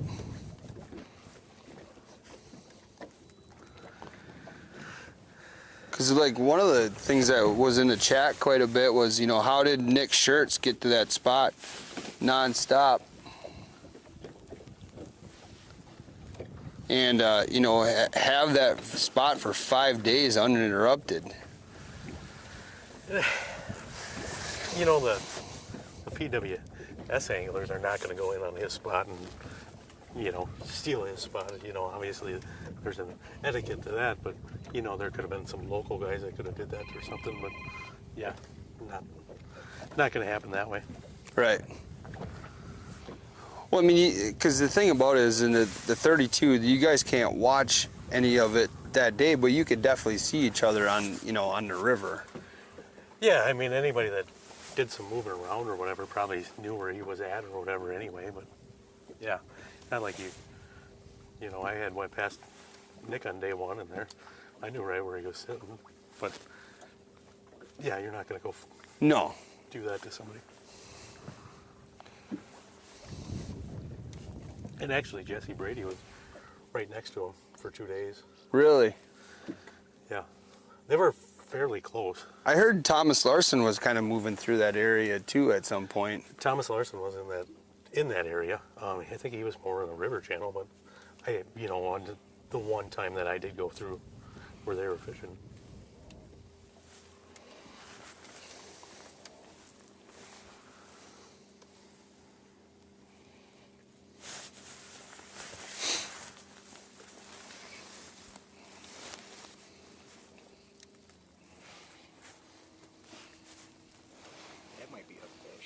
We're coming up the bump. Hey, I'm not very good at this. It's easier if you know what the graph is. Like this one's moving the whole entire rod.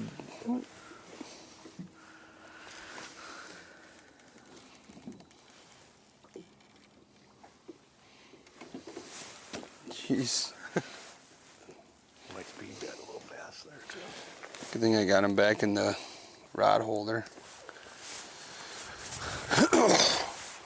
Well, I think we'll go up and over. We don't get nothing on the... We're actually on top of it now, so we're pretty much over now. Okay. So we can kind of... So are we going to go over it again? Or are we just going to ride up on top? We're up on top now. Okay. So like if they were going to bite, they would have been right there. Back there, yep. Well, let's do this. Let's wrap this one up. Mike's got planning he's got to do for PWS. But I mean, thanks, Mike. We really, really appreciate it as always, buddy. And why don't you go ahead and tell people again if they're interested in booking a trip with you, where they can go. Yeah, you can look me up on Facebook or Instagram, or if you look me up at McCormick's River Guide Service on Facebook. Otherwise, My cell phone number is 608-780-5972. Perfect. And yeah, we appreciate all the support, you know, for the Guided Life. Thanks for watching. Again, this was, you know, I just got to look at the numbers every once in a while, but very high numbers. Again, Mike's got a huge following, so we appreciate everybody watching. And we're gonna kind of wrap things up. Again, I got my personal best walleye. Again, Mike told us exactly what we're gonna do. Travis caught a dandy fish. I mean, beautiful. You hooked up or what? No. I was waiting for the whisper. Fish on, fish on. But cool, yeah, everybody. So if you wouldn't mind, go ahead and you know, like and subscribe. Follow the Guided Life on Instagram, Facebook, and YouTube. It really helps me out. Gets more opportunities like this for us to live stream and bring you some awesome fishing action.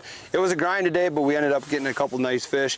And then, you know, I think on the outro of this, Aaron's going to play some of our sponsor shout outs. So again, thank you so much to Sportomotive for all the support. Thank you to the Real Shot for most definitely all their support and, you know, bringing us the live coverage. And also go ahead and thank, and I want to say thank you to Head2Head Fishing.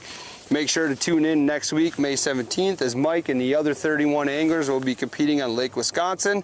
You'll get to listen to Daryl Christensen and myself, as well as Andy Cleveland on location and all that kind of stuff. So thanks, everybody. Have a great rest of your Monday, and we'll see you on the next one.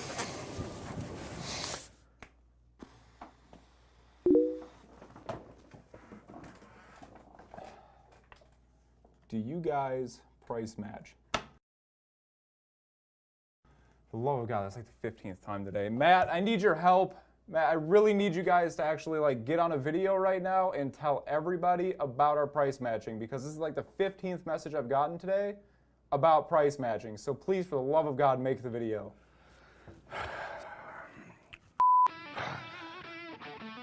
I don't understand it. I mean, day in, day out, nonstop. Phone calls, messages, Instagram messages, Facebook messages. Do you price match? Can you price match? These guys are having a sale. Those guys are having a sale. Price match this, price match that. We do price match here at The Real Shot. We will price match any of our competitors because we price match. I mean, we're talking price match. Seriously. All these amazing products and all you people care about is price match. We do price match, and that's all I'm gonna say. Get into The Real Shot, bring a competitor's ad, and we will price match. I'm out of here.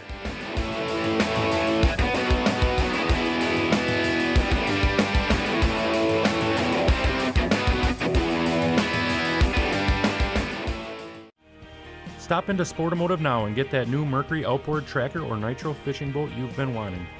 We offer no haggle, no hassle pricing. Celebrating 36 years in business, we're Sportomotive, your authorized tracker boat dealer.